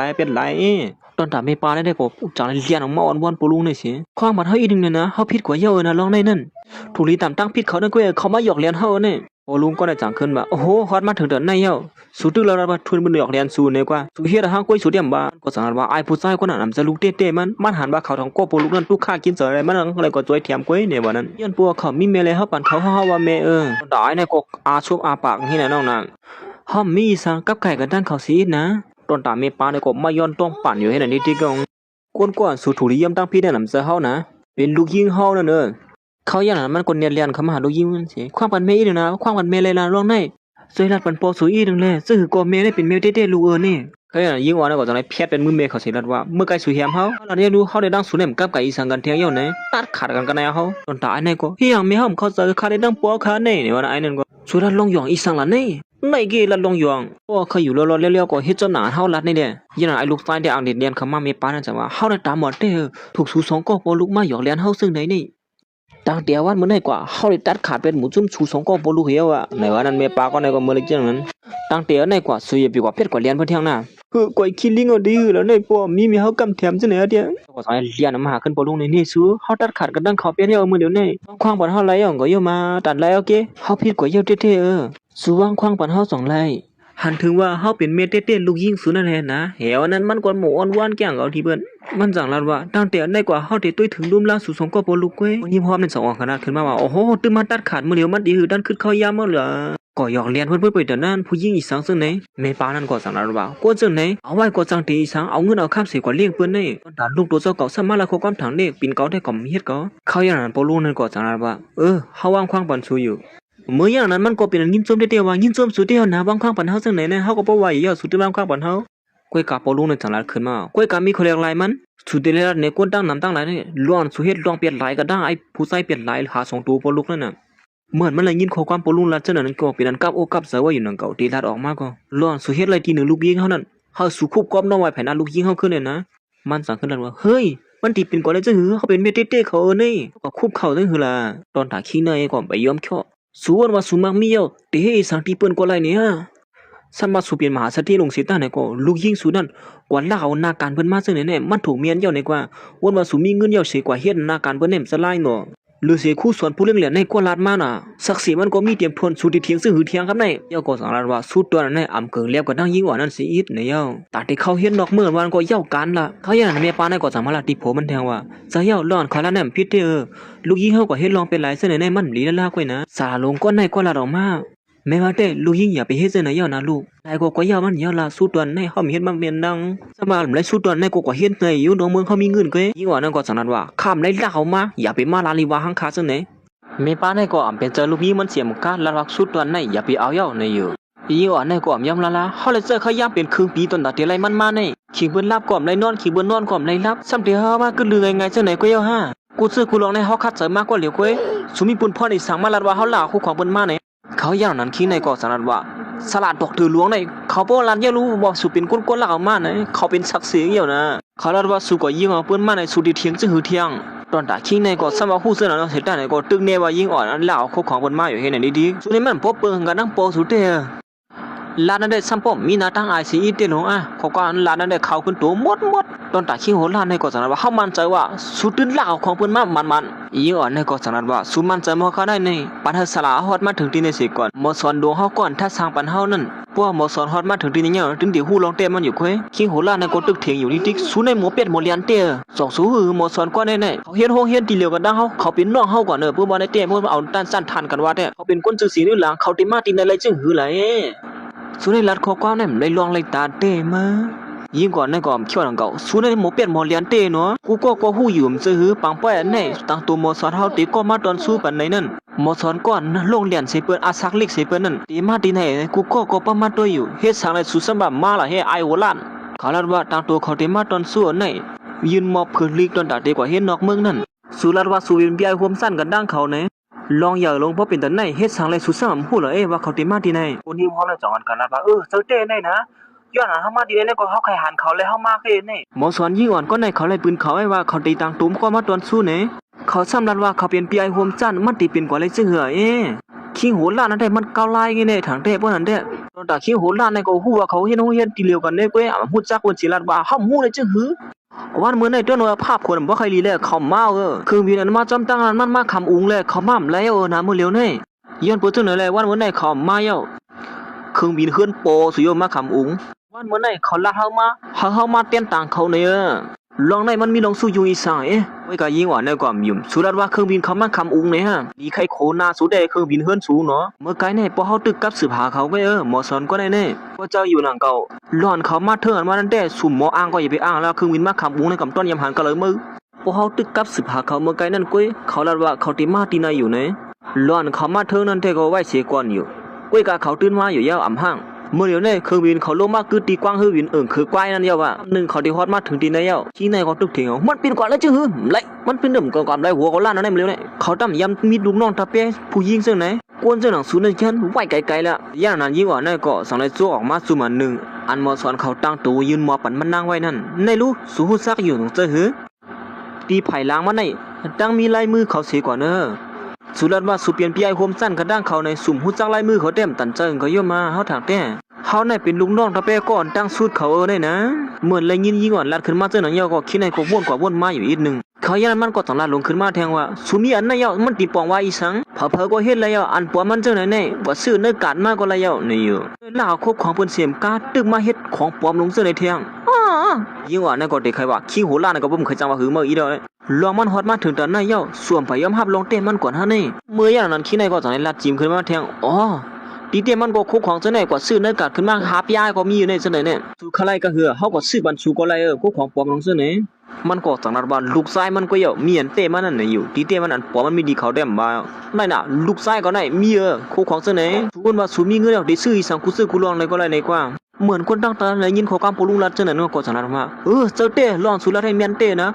คุกของเจ้าไหนได้ชูมาปลอมเฮ็ดเปียมเฮ็ดอะไรลายอย่างไรเจ้าไหนจุงอันหมอสอนโรงเรียนปันมาเนี่ยจะว่าเผอกดอะไรมาง่ายๆเจ้าไหนเนี่ยคนเจ้าไหนรู้ไว้เนี่ยเนี่ยนั่นก็ต้องเติงก็ไอ้ก็สั่งให้จุกมาตีเตมันอันเตมันมีดีเก่าในนี่แค่หันก็เมื่ออย่างนั้นไอ้ผู้ชายก็ในก็สั่งให้ยิบขึ้นมาจุงอันปลอมเตียนเขาต้องปลุกซื้อมานั่นเขาก็มีอันนึงหนังเขานะยิ่งอันนั้นก็มือเลยหันเจ้าหน้าที่อันตกเสือลงกว่าเพราะฉะนั้นก็ปองว่าคนกว่ามีเนี่ยจะสู้ก็เลี้ยวเขาก็เป็นลูกน้องตะเป้เขาเหมือนกันหนังก็เยอะเพิ่นนั้นเขาอย่างนั้นคนตั้งเตินก็สันนัดว่าอ้ำลีอายเปิ้นล่ะเนาะผู้หญิงคนไหนจึงจังวันนั้นก็มีอะไรกูอ่านหือล่ะวันนั้นเต้เมื่ออย่างนั้นคิงในก็สังนัดเตบ่เล่งสะเทนั่นว่าก็ได้ถามไม่ได้ยินดูมาวนว่ามันมีเงินอีออดเสียเฮ็ดอีสังก็ไรกูซื้อกูลองในกว่าเป็นสังได้ยอมเฮาลูกสาวในกว่าเฮ็ดลองลีจังไหนถูกเปิ้นยอมหลายมันน่าลีอายก็หือในนั้นตึกมหาศพเขียงยอมรับตั้งผิดมือเดียวในเหี่ยวละคิงในก็ฮู้ขี้สังป้องล่ะเปิ้นได้ว่าเปิ้นเฮ็ดลองแม่นลองแม่นตั้งว่านั้นกองกอเขาเต็มตุ้ยกองกอบนเนี่ยวางอยู่ทางเตะป้าให้คนเรียนก็มาลูกยิงอย่าไปเฮ็ดจังไหนแล้วเมียว่าพอสู่เปลี่ยนมหาเศรษฐีหลวงซึ่งหือก็แล้วห้ามเอาก็แล้วสู้ตัวนั้นแน่อย่าไปหาอะไรนั่นดีไอ้ที่ในเกียร์ขางบนกุ้ยโคป้อยว่าในวันนั้นเอาอยู่อาปานไอ้ผู้ชายคนนั้นติ๊กเนี่ยว่ากุ้ยก็ยิ่งว่าเนี่ยคือดีกว่าพร้อมล่าแล้วเนาะสู้มีบุญพรมาสู้อยู่ซ้ำเฮาซึ่งเด้เขาย้ำหนังนั้นมันก็สำหรับตีโผมันนั่นว่าสู้ด้วยรู้เฮาได้ดูลานนกก็หือนั่นสู้ซ้อมเจอเขานั่นเฮาลัดก็ตั้มถ่อมความเฮาหือเขาอย่างนั้นพอลุงก็ในก็สั่งขึ้นละที่มันว่าล้อนสุเฮ็ดที่เขาในสู่มีปุนพรมาจี้สั่งเขาแทงยาวว่าวันมื้อเดียวนี้ตั้งแต่วันมื้อไหนกว่าสุอย่าไปมาอยู่ซ้ำลูกยิงเฮาแทงอยู่ห่างไกลเขาไว้ได้เดลีนะเขาอย่างนั้นเมปานให้ก็สั่งว่าสู่สองก็พอรู้ได้เหมือนกัน ก็มาสู้ยุงซ้อมสู้สองก็ปูลูก็แหละสู้สองก็ปูลูเนี่ยก็อยู่ไว้สู้แล้วบ้านนั้นก็ละสู้ก็ซ้ำป้อมหมดความก็เฮ้ยเด้อเฮ้วันนั้นหลอนมันเอาเงินผมมันก่อนเลี้ยงไอ้ขา2ตัวปูลูเต็มมันเนี่ยตั้งพี่ตัวเจ้าก่อมันส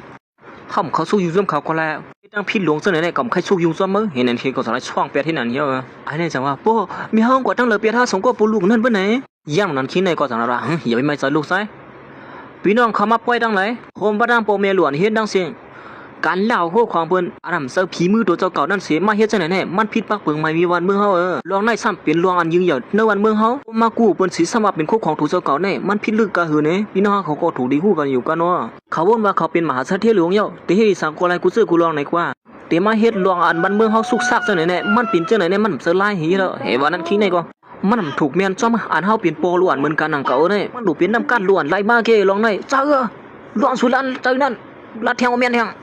หลวพงมาโปบดีไว้เนี่ยเขาเสนอเปิ้นบ่อะไรฮู้ว่าเขาเนี่ยเป็นก้นเป็นลายก็หือเนี่ยสามมักมีเอาเฮ็ดอีสังคนไรเนี่ยโยการกว่าลักกู้กุนาการเพิ่นมาจังเนี่ยมันผิดลึกก็หือเนี่ยนั่นเสนอก็อ่อนกันว่าบ่เล่งสะเทเขา2ตัวโปลุกนั่นอยู่ยาวที่โหราในก็สังว่าสูแนมฮู้ดีเต็มที่สูเหมือนหือไว้ล่ะกำในโคคอนเปิ้นโคงซาออกมาสูซามาเป็นก้นโคงซาออกมาเฮาได้เตะตัดชุมไรเฮ็ดที่ไหนเสพ่อคิดในตึกป้องหลายอยู่นั่นก้อยหนังก็คู่ส่วนเขาลัดถือนั่นก็สอนให้ฮอดมาถึงเนี่ยเพลลัดป้องหลาตะเป้เขาเนี่ยสูวนว่าสูเปลี่ยนเพอมาคัดขวางลวงขึ้นเหยื่อลูกน้องตะเป้เขาเนี่ยเห็นนั่นสิมันนั่งก็สอนให้ก้านขึ้นเคียงลงมามันได้ก้านก็ไปขึ้นมาเองก็ยิ่งอ่อนในก็เนียนเลียนของเขามาหาคู่ส่วนเขากำเหลียวคู่ส่วนเฮากำนูซื้อคู่ส่วนแล้วก็ฮอดมาถึงที่ในพ่อเขาก็สั่งว่าขวางพระอินทร์นะคู่ส่วนลงเนี่ยมันเป็นดวงที่นาเฮือนเฮาได้เฮ็ดเราสุรหยับเจ้าซ้ำเสนอนั่นที่ในก็ฮู้จักคู่ปงส่วนหลวงนั่นจังนั้นว่าสูงกว่าสร้างเพิ่มมาเที่ยงล่ะในคู่ปงส่วนหลวงนั่นเขาตำหมอมาสิในซึ่งว่าเขาเป็นคนอาสร้างไปยาสีตาในก็อาชาเขาตันมอกในก็ยังมาฮีก็มอก40ไปในก็มอกไม่ตึกหนุ่มๆมันจังไหนก็ให้มันตึ้นกว่าเซอละคนตั้งเตอในสังว่าอันนั้นก็เป็นเขาในห้าคู่ส่วนหลวงอันโครงสร้างออกมาเคืองไปซักกะปานเหมืออันขึ้นกาแบบพ่อย่ำตัวเหลียวนั่นคิงโหลานในก็จังนั้นว่าเฮ้สูเป็นเพอในสูรัดว่าสูเป็นคู่ส่วนหลวงไหนเขาเป็นลูกน้องโฮมซ่านเฮาดำฮู้จักสูเลยวันมื้อนี้เฮาได้สั่งสอนสูกวยย่านนั้นก้อยนั่นเก่าคู่สอนในยิงในก็สั่งลัดว่าสูในเนาะเฮายำยินิ้วมือเฮาเข้ามาเฮ็ดนั่นเปิ้นลัดว่าสูในเฮ็ดไหลลวงเฮ็ดนาการก้มคือเข้มเปิ้นลือบอกที่ในโครงการอันที่นั่นเสมือเหลียวในสุหัดมาอ้างซื้ออ้างเสียงอยู่ที่ไหนในเนาะฮู้หมดว่าเปิ้นเก็บสูป้อมยิ้มก็ว่าเตรียมด้วยที่เนออนไลน์ก็หันหมดว่าลองเฮ็ดสร้างสูเป็นจังหือในนั้นลินเนอร์ตัวมื้อนี้เปิ้นซ้ำบ่ตัดขาดไปสู่กูซื้อกูลองเหี่ยวดีอ้ามแก่วันมื้อนี้สุมาอุผูปยากันได้กูสอนยิงเนี่ยก็ฮู้ปืนเก็บตัวขี้โหล่านั่นลีอยู่อ่ะปืนเก็บตัวมันก็บ่คาหังดีเฮก็หือเฮ้สวยซื่อมาตามตั้งพี่เท่าเสนอได้สุ่มฮู้ดีกว่าที่มาเสมาตามตั้งพี่กันจังไหนเฮาตึกด้วยถึงนาการลองเยอะอะไรพ่อยามมื้อเดียวนี่เฮาได้กับสืบกว่าคู่สอนตัวเต้นั่นกวยกับสืบแลเพิ่นปันสู่กับสืบตอนตาขี้โหล้อมในก็อำยืมว่าผู้หญิงก่อนมีอยู่ภายหน้ามันนั่นเป็นคู่สอนอันลงเรียนภายไปค้นคว้านั่นแหละต่างลัดว่ามันติกับสืบหาผู้หญิงก่อนนั่นเนี่ยอยู่คู่สอนนั่นจังว่ากับสืบอะไรมันนั่นก็มันก็ฮัดกับสืบนั่นก็ต้องใครนึงกวยติซุ่มเขาย่ำเขาละลายเกี้ยก็มาครับคือห้องกวยเฮาก็แล้วอ่ะตอนตาปอลุงก็ในก่อมฮู้ขี้สังกวนเจอหนังสูเนี่ยมันมาแตกนึงกับนางคู่สอนผู้ลงเรียนมันหือดีกว่าแตกนึงกันไรตอนตาขี้โหล้อมในก็อำฮู้จักเปิ้นสิซ้ำบัดมันฮู้จักเฮาเลยนั่งเขาฮู้จักกันมาในเขาตั้งไปหลายปีเอาลองในมันถูลีลันในเปิ้นก็เปิ้นบ่ฮู้หมดเยาว่ามันก็ลัดว่าคู่สอนตัวเต้นั่นเป็นตัวปลอมอยู่ให้นั่นติ๊กๆอยู่เย้าคู่สอนนั่นจังนั้นว่าโปทันว่าสุฮู้จักกันในสุดดำคับสืบหาละบ่นั้นย่านมันก่อมเขี้ยวนั่นก็จังโจกโพมันขึ้นมาเพิ่นลัดว่าเฮาฮัดมาเฮาได้กับสืบในสูย้อนปัวมันมีดีกับสืบนั่นได้มันอุผัวกวยเขาย่านนั้นจังมีคนนึงอายามกับสืบหมอสอนนั่นมีดีกับสืบเขาเอาพงเขาได้กับสืบเขาได้ป้อมยุ่มก็เขาบ่เลยฮู้รู้ว่าเขาบ่เลยนั่นดีไอ้ที่นั่นเกียกลางเพิ่นเอากับสืบเขาละขี้โหล่าเนอะขี้ในก็ตั้งฮัดเสียเวียนเพราะว่ามันเจอที่นั่นตัวมันเลยยินหือเปลี่ยนก็ซ้ำด้วยกว่าเพิ่นนั่นก็เมื่อได้ฮู้ลองมาก้วยปอด้วยน่ะมือย่านั้นมันก็จังได๋ยี่ว่าพงดีปลุงก็ได้สิกับสืบหาก่อนเป็นว่าหมอสอนนั่นอยู่ยาวมื้อเดียวนี้เฮากับสืบหาเขายาวได้ดังวิดีโอให้ป้าให้เฮาได้บรรทุกตั้งสู่แทงกำเน็ตการออกกว่าที่ไหนมื้อเดียวนี้นะบางพอเฮาติปล่อยอาซักสวยก็เป็นไรบ่นำถึงว่ามือย่านั้นก้อยนางเก่าเสียงพงหมอสอนนั่นก็จังได๋หลังขึ้นมาโอ้โหบ่นถึงว่าเสียงพงเฮาได้ก็หลังขึ้นมาเต้ลงในเนาะดิอามเกียเหมือนเขาเลยหันเท่านั้นก็เป็นอันตกสลงกว่าเฮ้ยกวยคิลิงของเขานั่นเป็นหน้าโปรไฟล์เก่าหือละนั่นเขาเป็นหมอสอนอันคือแค้มกัดแขนให้เปิ้นเต้ลงในฮ่าเจ้าเต้กวยคิลิงเอาบ่นั่นเต้บ่ทันได้ขี้โหลานเต้ยาวๆเขียวๆลงหนองมันเด้อีเต้มันเขาก็มาอ้างเสืออ้างสิมันขนาดกวยหลงสายว่าคนเจ้าหนังเขาแนมฮู้ขี้สังสิกว่าตามทั้งผิดเปิ้นเต้เนาะขี้โหลานนั่นเด้ขี้โหลานในก่อนพยายามหับแทงสู้เฮ็ดจังหือกว่ามีของเขาแล้วเด้โอ้เฮาฮู้อยู่ว่าสู้กว่าแหกมาของเขาเด้แหกกะอันว่านั่นน่ะสุนัยยอมเฮ็ดถึงตันในเต้ลงตอนตาขี้ในเขาในก็สังว่าส่วนว่าสุมักมีเอาสิเฮ็ดสังก็ไล่นี่กว่าตอนนางวิเชษเขาในสุตั้งกว่าลักเอามาจังไหนนะ เขาว่าได้เนี่ยสูเนี่ยมันหย่องนะพ่นเดียวว่าเอาว่าได้เขาอย่างนั้นพอลุงก็ได้ก็สั่งว่าฮะสูมันว่าคนที่ในเป็นเงินดีกว่าแต่เด็กเข้าของกันให้มันจื้อง่ายๆนะมันเดี๋ยวไรเจ้าอีสังไรเจอไรดวงก่อนลักเข้าของกันให้กับปานมือเดียวในขยับไว้เขาว่าได้สูยอมหับลงเต้มาได้ดีเดียวอย่างนั้นก็อย่างเขาเมปาก่อนเป็นมีนางพลินสะเทียนก็สั่งให้ไปเข้ามาขึ้นเสียมันตื้อหาเรียนออกกว่าเมื่อไกลนั่นก็สัมปอเรียนเข้ามาขึ้นเยอะย้อนบัวมันเสือมันไหลตื้นล่างพอเล่งหลวงสะเทียนมาเป็นตั้งเสียงตั้งหมดตุกเป็นตอนตามันนั่งเย้าในวันนั้นเขาอย่างนั้นมันก็สั่งให้มาลัดแทงตีในที่ว่า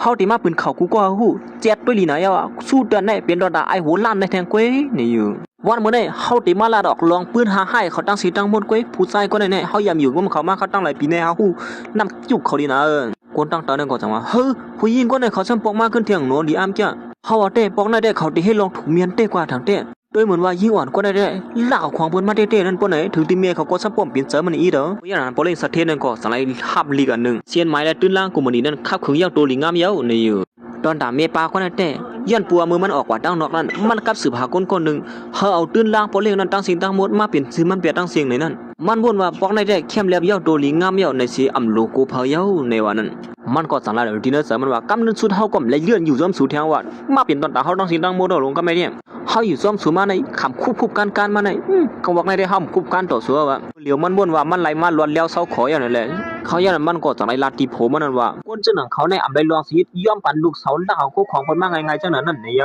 มาอังซื้ออังเสียงเสื้อไหนลาดว่าคู่ของนั่นห่างเฮียนมากกว่าเหลียวเขาเป็นก้นหนึ่งเขาตีตุ้ยเจ้าไหนอ่ำไรตีมาเฮ็ดให้ลวงอันจื้อเสียงไรลู่ย้อนปึกเขาส่งก็ปลุในก่อมยอมละในอยู่เมื่ออย่างนั้นคู่สอนนั่นจังลัดขึ้นมาว่าเฮาหลีอ้ามสุดเต้นะอ้ามเป็นเจอโคตัวเจ้าเก่าและลูกยิงตัวเจ้าเก่าซ้ำก็เป็นเจอก้นต่างก็เป็นจังไหนเปลี่ยนหลายเฮาเลยมาหันลองเฮ็ดสร้างสวนหมู่ได้นะลีใครโคเป็นเจอว่าตาชิ้นในก็ไปฮู้ตัวมันสวนมาสู่เปลี่ยนพาหัดมาตองถามพ่อนเป็นมักมีเสพเปิ้นได้มื้อเหลียวในเขาเป็นคนมักมีอยู่นั่นนี่ว่าเขาอย่างนั้นคิดในก็จังว่าอ๋อติเต้มันก็เฮาวนว่าย่าสุลักเก่ากันมาอยู่เฮียสังเลยป้อมเปลี่ยนเจอลูกยิงมันนั่นติเต้ก็สุยำอยู่ซ้ำกันมาโอ้ติเต้มันก็เป็นจังไหนลงในวันนั้นมีปาในคนแน่บ่ลุงตั้งไม่ยิงก็ได้อยู่ซ้ำกันในวันนั้นมันเฮ็ดแต่ตั้งได้ว่าสุนัยมันมีนาตั้งอายเต้ว่าเต้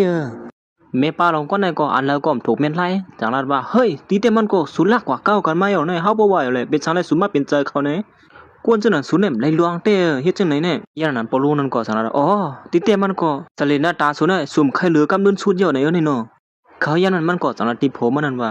เฮายอมผู้ซื้อกูลวงเมื่อเหลือในสู่ตอบแทนเฮาซื้อหือเนี่ยสู่ที่ลูกเมื่อเหลือในมาหักหน้าหักตาเกี่ยกังก้นนำจังไหนเนี่ยเหลือสินั้นซ้ำกว่ากับไก่กระด้างผู้ยิงกว่าในบ้านเทียงกวนซ้ำไปมันแน่ว่าเฮาน้ามีตั้งอายเที่ยงให้ก้นจังนั้นสูแน่ว่าคิดในจังว่าเฮ้ยเฮ็ดซ้ำมีนางเขาซ้ำว่าเขาเฮ็ดอย่างเป็นสัตว์เทล่ะเพราะที่เตี้ยนั้นเป็นมหาสัตว์เทดูเต้บ่นั้นย้อนบัวเมปาในมันเสรินะเขาอย่างนั้นมันก็จังนั้นว่ากูก็ด้วยที่นั่นแหละเสียนไม้อันไหนเฮาเลยหับมาเยอะนะมีเฮาก็เหลียวก็ยาวยิบกำเอาเหมือนเงินคำตั้งเสียงตั้งหมดเนี่ยเนิ่นนาทีกุมกำเนี่ยเฮายิบกำไปตั้งเสียงยาวเนี่ยอยู่เฮ้ยเจอเตี้ยในมาเขาเอากลุ่มวันนี้เขาเสียกว่าอ้างตั้งนอกให้นั่นแค่นั้นอ้างเสืองเสียงว่าเขาเป็นเจ้าของในวันนั้นเขาสนจังตอนนั้นก็จังว่าอ๋อตีเต้มันขี้ในที่ไหนก้อยหลงมั่เอากลุ่มวันนี้เมียมาเสียมาอ้างเสืองเสียงว่าเป็นสัตว์ที่หลวงว่าอ๋อโหให้ก้อยสังจังไหนเนาะสาวว่ากำหูจังไหนเขาฉันบ่อยู่มันเป็นสัตว์ที่ตัวเตี้ยนั่นมาขี้ในก็จังลาลงขึ้นมาโหสุนัขได้มาเฮ็ดเกียงไผหน้าไผดาวในหมอเต้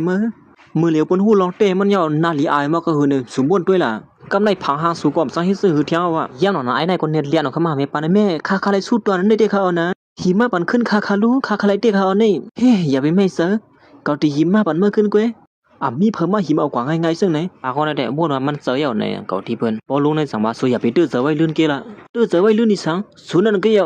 วกูเลยตื้อเสือไว้ลื่นนั่นเขาอย่างนั้นบ่ลุงคนนั้นก็คู่ว่าแม่ปานั้นมักมีอยู่ในถังหางในถังเล็กที่เป็นบ่ลุงคนมักมีเดียวว่าเมื่อน่ะอยู่ที่เฮือนสิกินข้าวหวานๆให้มันไข่เจาะมาหาลองสู้ยุงกำในแต่กวยขี้ลิงบ่ดอกหือล่ะจัดปานมาอย่างนั้นแม่ปานั้นก็สังว่าสูงตัวอีสังนั้นลากข้อเขาออกมือเหลียวได้รู้เฮาได้ตอนสู้มือเหลียวในเยอะนี่กวยกามืออย่างนั้นคนเหตุการณ์จังได๋ก็พลากอกด้วยนากันให้นั้นพลากอกมาตรงสิก็หมอสอนยิงนั่นสังว่าเฮาหันผู้ยิงก่อนงือสิบ่ในจูเฮาทบมาในงี้สูแน่ว่า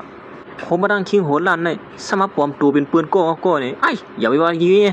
อย่าไปข้อเสือข้อความลัดเขาคานมือเหลียวนี่แม่ปาในก็หัวผู้ยิงก็ได้เป็นหมอสอนตัวเต้เลยสังว่าสูเรียนจังได๋แน่สูมาหายละสังจังได๋สูมาสูยิงอย่ามาติเลยเมื่ออย่างนั้นหมอสอนยิงในกอกสังในฮับพงศิลันขึ้นมาว่าเปลี่ยนเฮาเมื่อเหลียวในกึดดือกุซื้อกุลอง ลองเนื้อตรงวงกันไปมักลี่อะไรไปปิงอย่างเนี่ยเขานั่นออกไปหมดในอยู่จื้อเสียงเขานั่นก็อย่าไปไว้ขึ้นล้าๆในเย้าเมื่อนั้นเขาเสนอได้ไปหู้กำสดาเขาตึกยืมเสียมีตั้งซื้อไว้อยู่ห้างผาห้างมันนั่งเก่าอ๋ออย่าไปไม่สักข้าเฮาดีครับคืนกำเหลียวเลยค่ะในวันนั้นคนที่นั่นพองก็ตอนตามเมปาก็ไหนก็ตึกวนว่าผู้หญิงก็นั่นเฮ็ดเกียงอยู่เฮ็ดนั่นติ๊กๆสุอย่าไปมาเฮ็ดเกียงอยู่ที่ไหนเย้าว่าการค้นคว้าไปมักมีเนี่ยมันจะลงง่ายๆนะตีเฮ็ดกว่าง่ายๆเส้นไหนกว่ามันจะเฮ้ยพระโทรมาหาเก่าได้มา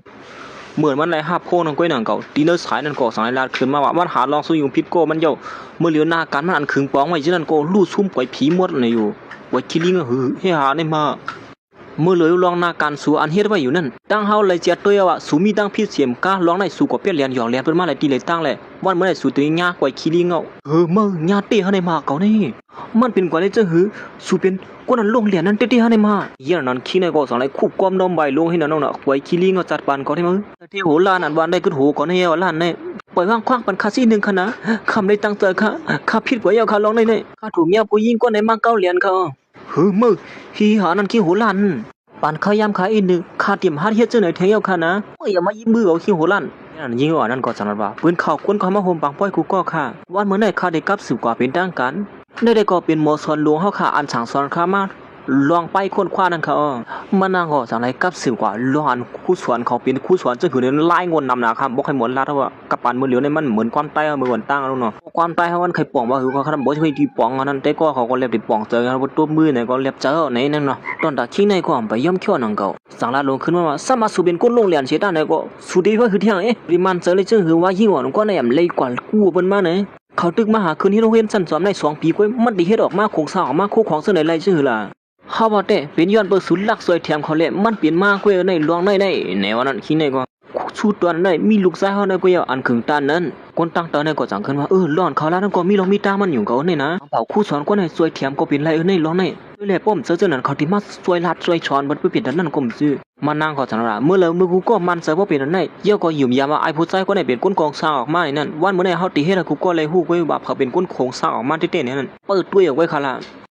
เมื่ออย่างนั้นครูสอนนั่นก็สั่งไล่ไปคำมาหาไอ้ผู้ชายก็ได้สีถามว่าเขาได้ย้อนถามสู่ที่อีกนึงลองสู่ออกปืนหาในมาในสู่เฮ็ดจื้อหือเลยโครงสร้างออกในขึ้นมาเลยเซอร์ซึ่งหือหลายๆในนั้นสวยซับเลี้ยงปัดเฮาถ่อมอีกนึงรู้เมื่ออย่างนั้นไอ้ในย้อนปัวมวยสังเอาติดตัวบ่สำคัญเจออยู่ก็สั่งไล่ตบตีผมก็ว่าก็เป็นเหี้ยเขาเจออะไรๆอันเขามาโลๆกันที่ไหนเขาร้อนมันใส่แล้วนั่นอำถูกแม่นกันดังปึงเปลี่ยนนั่นแหละพลุงก็ได้จังว่าฮะก็ดีใครโขหน้าเมื่อเตี้ยไอ้นี่ในเมื่อตอบออกมาในเมื่อบ้วนเดียวเขาในไอ้นี่ลวงมันเมียนลวงให้อีกผู้สอนนั่นจังได้สืบถามแทงว่าถึงสูปอะไรออกมานั่นสุเลยร่วมสัวมาไหลก้ามไหลเขาอย่างนั้นมันใส่ก็จังได้ตอบลงก็ว่าก็เปลี่ยนหมอกเศร้าปอกปลายๆในกว่าในเย้าลวงเฮาเฮ็ดกว่าสมามันออกมันสินั่นในก็ลวงมันตั้งคือเข้มได้มีหลายๆอันกว่าเด้อในเย้าเมื่ออย่างนั้นคนตั้งแต่อะไรยินจังนั้นก็จังอ่อนกันคู่กันมาแทงไอ้ในอย่างนั้นมาตีมสามันปัวเคยออกมันบ่คันได้ที่ได้ร่วมสวมได้ย่อมปากปอเขียงปอขอนเยอะมาสังเลยบ่ซ้ำร่วมสวม 2-3 ปอกไว้ในนั้นจะลายไงก็ว่าไอ้ในอุบผูมันซ้ำไปอำลาดมาเตียๆโตๆเสียลาดกว่าพัดขึ้นที่นั่นก้วยอย่างนั้นก่อนปิดปอขอมเป็นปอเจอขึ้นมากำเดียวสุหาลองซื้อยุงกันก้วยลงแน่สมาลูกชายหามต้องไล่ร้อนเขาเฮ็ดสร้างขึ้นมานั่นสิตาในก็ซึ่งคือก็เขาตื่นเฮ็ดขึ้นมาไล่อย่ารู้มันสำลองอย่างอีสังตีเลยบ่คำกู้เพิ่นมาก็ยาวน่ะผู้สอนนั่นจังขึ้นว่าอำเสว่าเขากู้เปิ้นเขากู้เปิ้นอำไล่แหล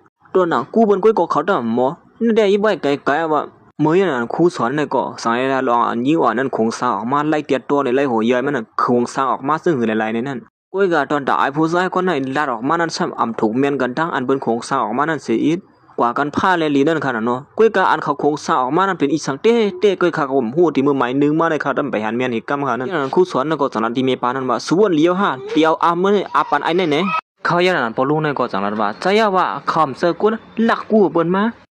ก้อยกะว่าเขาเสื้อเงินเฉจ้าเหอขี้หุ่นล้านในกูมาปั่นเขานั่นยิงร้อนก็ล้านได้จ้อเมียนเนี่ยไอ้ในก็กวางหมูกวางหมาให้นั่นเฮียเฮียนั่นคิดในก็ถามว่าเขาดำดังพี่เธอในชูให้สารชุมเปลี่ยนเจ้าแล้วในเมื่อยันนั้นตอนตาขี้หุ่นล้านได้ตัวใส่ไงบอกเขาจัวหาได้ปลาหาได้ชัวเฮียบ่ได้ก็เลียนเนาะคิดในก็ลูกเลียนไปเขาให้นั่นเฮียลำซ้อมเลยจังเลยเปิดเธออีสังกวนตอนนี้ก็เนี่ยลำซ้อมเหลียวอันนี้ก็สอนมาตู้ยนต์ดีมาปานแม่ช่วยเทียมเขาอีกนึงเขาเลยนะลองในค่ำเขาถูกเนี่ยต่ำดังพี่จังไหนคะเนี่ยไม่ปานนั้นก็จังว่าอ๋อสู่ข่อยเฮาหันว่าเฮาเลยเปลี่ยนได้สู่เย็นจังไหนเกเนี่ยมันจะอะไรเฮ็ดไหนเด้ในวันนั้นสมาคือตีลากมาหือกูมาหือก็ยาวชูตัวนั่นแหละตึกที่เป็นนอนตาเขาก้กูสอนยิงนั่นจังนั้นว่าเขาเป็นลูกสาวเต้ๆสูเป็นสังได้สูซ้ำอำหักเขาซ้ำก็เป็นเจอไอ้ผู้ชายคนนั้นเกล่ะ เขาอย่างนั้นมันก็สังลาอยู่ที่นั่นเจอมันว่ามือเหลียวมันหักไอ้ในยาวก็มันตีหักไอ้ในก็ยาวซ้ำสังก็มันซ้ำปอเลยเอาเหมือนเงินคำปลุงก็ในมาตั้งสิ่งตั้งหมดยาวในอยู่มือเหลียวกูซื้อกูลองเขาเป็นคนเตี้ยเตี้ยเซนเตอร์สุดที่มาว่าคือเขาเที่ยงก็ลีอามตายแล้วล่ะเขาอย่างมันก็สังลาตีปลุงนั่นว่าเขากันตั้งเสือเก็บไว้เงินเหมือนทอนดาสู้กว่าอีดอวดในกว่าส่งสู้เขาเตะนะเฮิรนเรื่องจงกันเข้าดังเศร้าปีเนี่ยสุปานทยังเขาพองวันในสุขุมการนอนโคตรโกนกักปองกางแกงไอ้นั่นแกเขาอยู่จอมสุนี่เขาหลีอิ่มเมื่อน่ะกำลีเลยเขาลวดออกมาเสียมาทบก็หักเก่าเขาในเนี่ยมีเขาในก็ยาวเฮ็ดเขาปิ้งโปเสริมมาอยู่ดาสีนั่นในวันนั้นเมื่อเดี๋ยวนี้เขาเป็นกวนนั้นมักมีเสียเปิ้นยาวห้อมโลโก้อีสังแทงยาวในว่าเขาอย่างนั้นพอลุงในก็สังขึ้นนาทีมันว่าสุวรรณเลี้ยวหาจังไหนเนี่ยสุถามว่าลูกน้องซ้ำซาอยู่ซ้ำหามาคัดัง17ปีนั่นตีเปลี่ยนใจสุเสเอามืออื่นเข้ามาอยู่อาปันสุหมดในกว่าสุขบ่หือแล้วนี่สุวรรณเนี่ยมันเจอแนวเลยเนาะสุถามว่าเขาดีฮักหลังเขาเสียกว่าซอยแถมกวนจื้อหนังสุนั่นกว่ามันซื้อเขาอย่างนั้นมันก็เปลี่ยนวนกว้างอยู่เฮ้ยลองในมันใครเปลี่ยนชื่อหือเต้ๆนี่ปลุงก็ในก่อสร้างลาดออกมาหลอนมันเอาเงินกูมันอีเขานั่นสุเฮ็ดเสียนใหม่อันบ่มันเสียหยอกเลี้ยงเอาเงินตีแล้วกูมันนี่เนี่ยเปลี่ยนหลายล้านล้วนสุเฮ็ดล้อมเลยลอยตาสิกว่าเลี้ยงไอ้ผู้ชายคนนั้นกูซื้อกูรอมีศักดิ์ศรีไม่มาเตรียมทนเยอะนะเฮ้ยตีเต้เขาสุดตามวางแผนการมาอยู่ในสูเปลี่ยนหลายเดียวอ่ะอย่างนั้นปลุงนั่นก็สนัดว่าใจว่าเฮาตามวางแผนการย้อนเพราะว่าเฮาฮู้ว่าสูเนี่ยเปลี่ยนคนเปลี่ยนหลายจังเนี่ยเฮาจังได๋ตามวางแผนการจังนั้นน่ะย้อนปัวมือพ่อนปลุงก็ไหนกว่าอุพงนั่นมันก็จังได้สั่งลาทะลุน้องมันเฮ็ดเหมือนหนังผู้หญิงก็นั่นจอมเสริมมานั่งโซเก็บโซกามเสียเฮามันนั่งปุ้งบ่เสไว้สิก่อนในเย้าเฮ็ดปันเขาเฮาแคมแลบเฮาเขาวนว่าเขาไล่มาเย้าในสิเขาส่งก้อยขับขึงเฮามันถูกเมียนจำพักปึงกว่าไว้ละกูซื้อกูลองได้เป็นย้อนปัวสุเฮ็ดหางก้อยสู่ก้อยเย้าว่า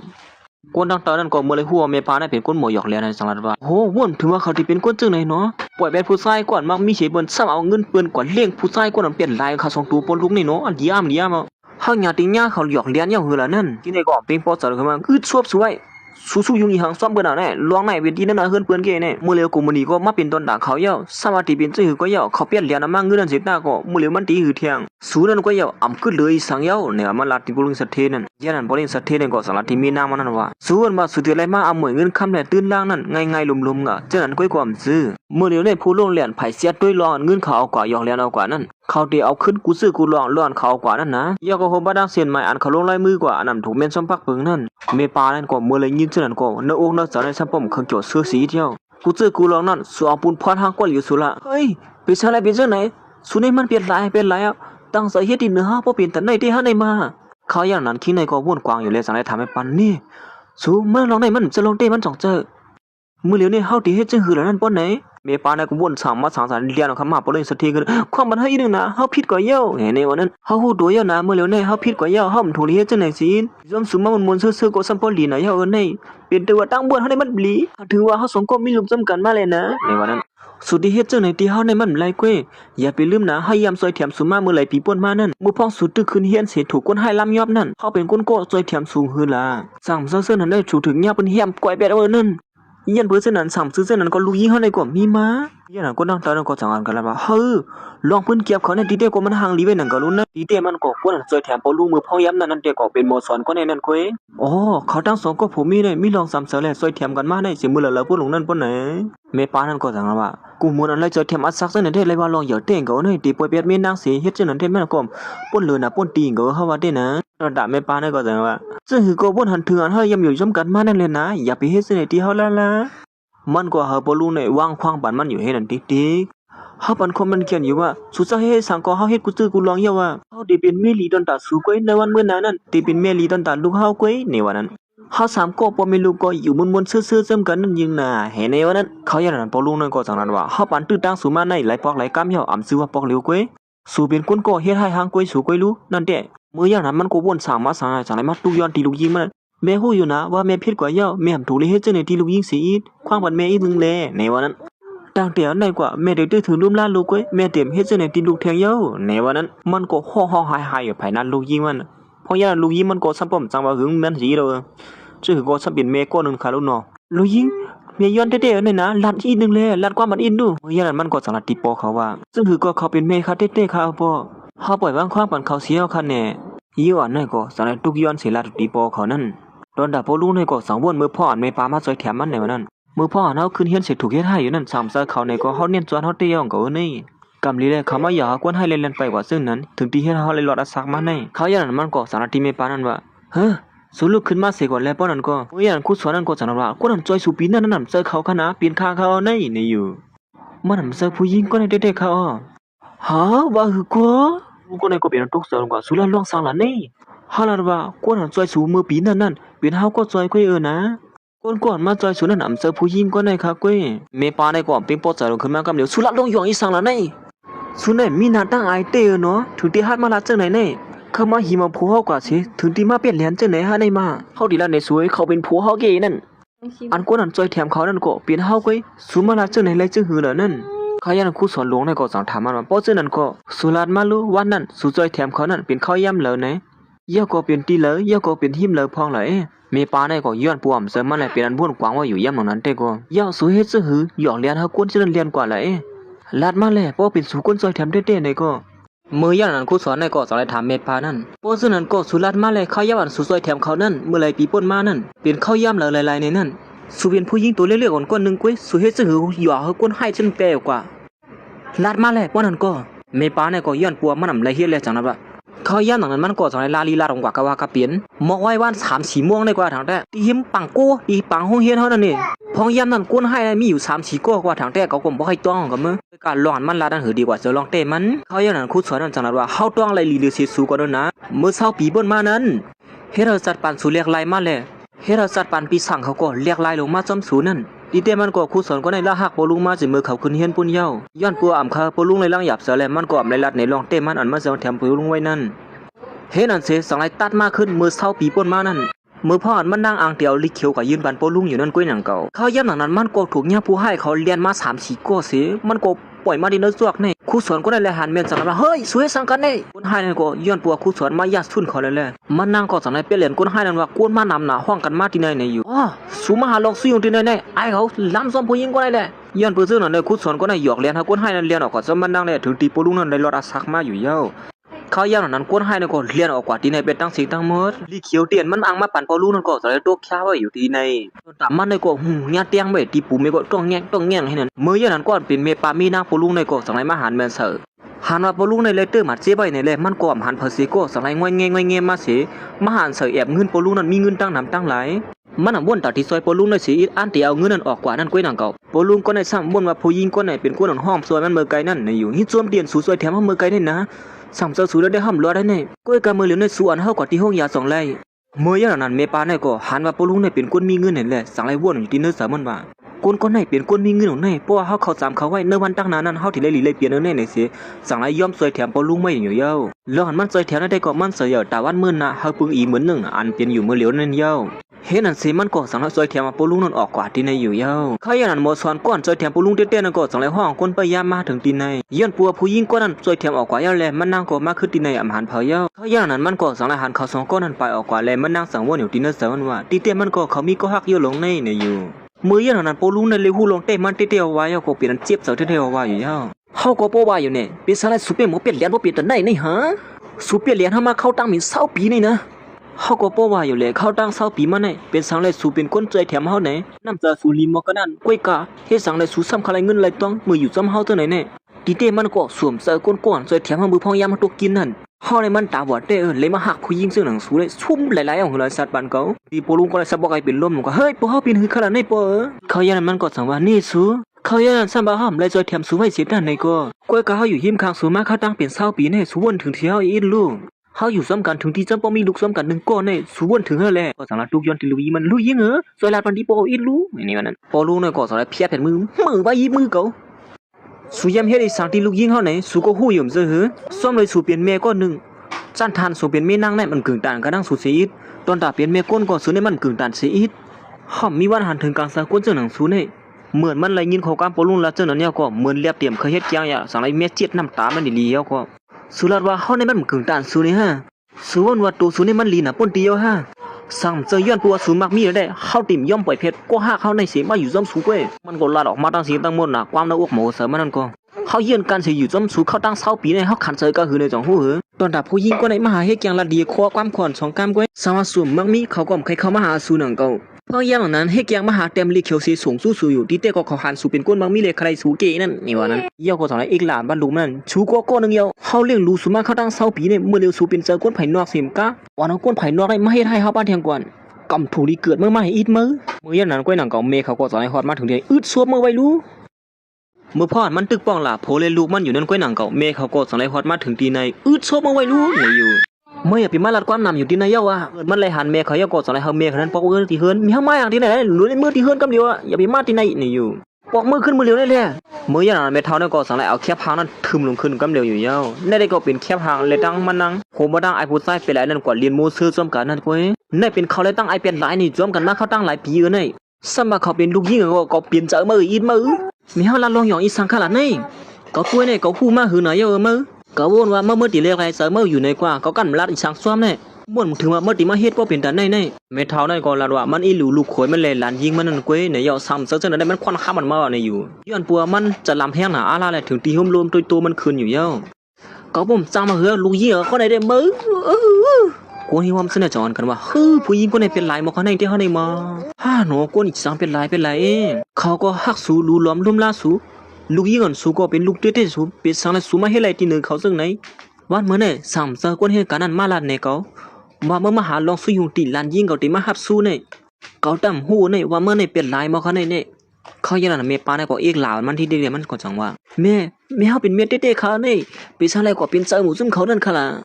ะข้าเลยตั้งเขาเนี่ยหักกันมาจีมือละพุ่นเขาเนี่ยเมียวใครคู่ในวันนั้นมันเลยได้ผู้ใจคนนั้นหักกันมาเข้าถึงนะในวันมันละหลวดตั้งสีตั้งโมเนี่ยเป็นตั้งพิษปลูกในกล้วยในมันเฮ็ดเขาก็ส่งก็เลยผ่านกันนั้นในวันเขาก็ซ้ำป้อมใครจังมาหือตีมาสีอีรอมาเยี่ยงหลังนั้นล้มด้วยตัวไม่เท่านั้นก็ขึ้นเฮียงหนาอะไรอย่างเลยถึงที่ซ้ำบอกใครปีนร่วมลงกว่า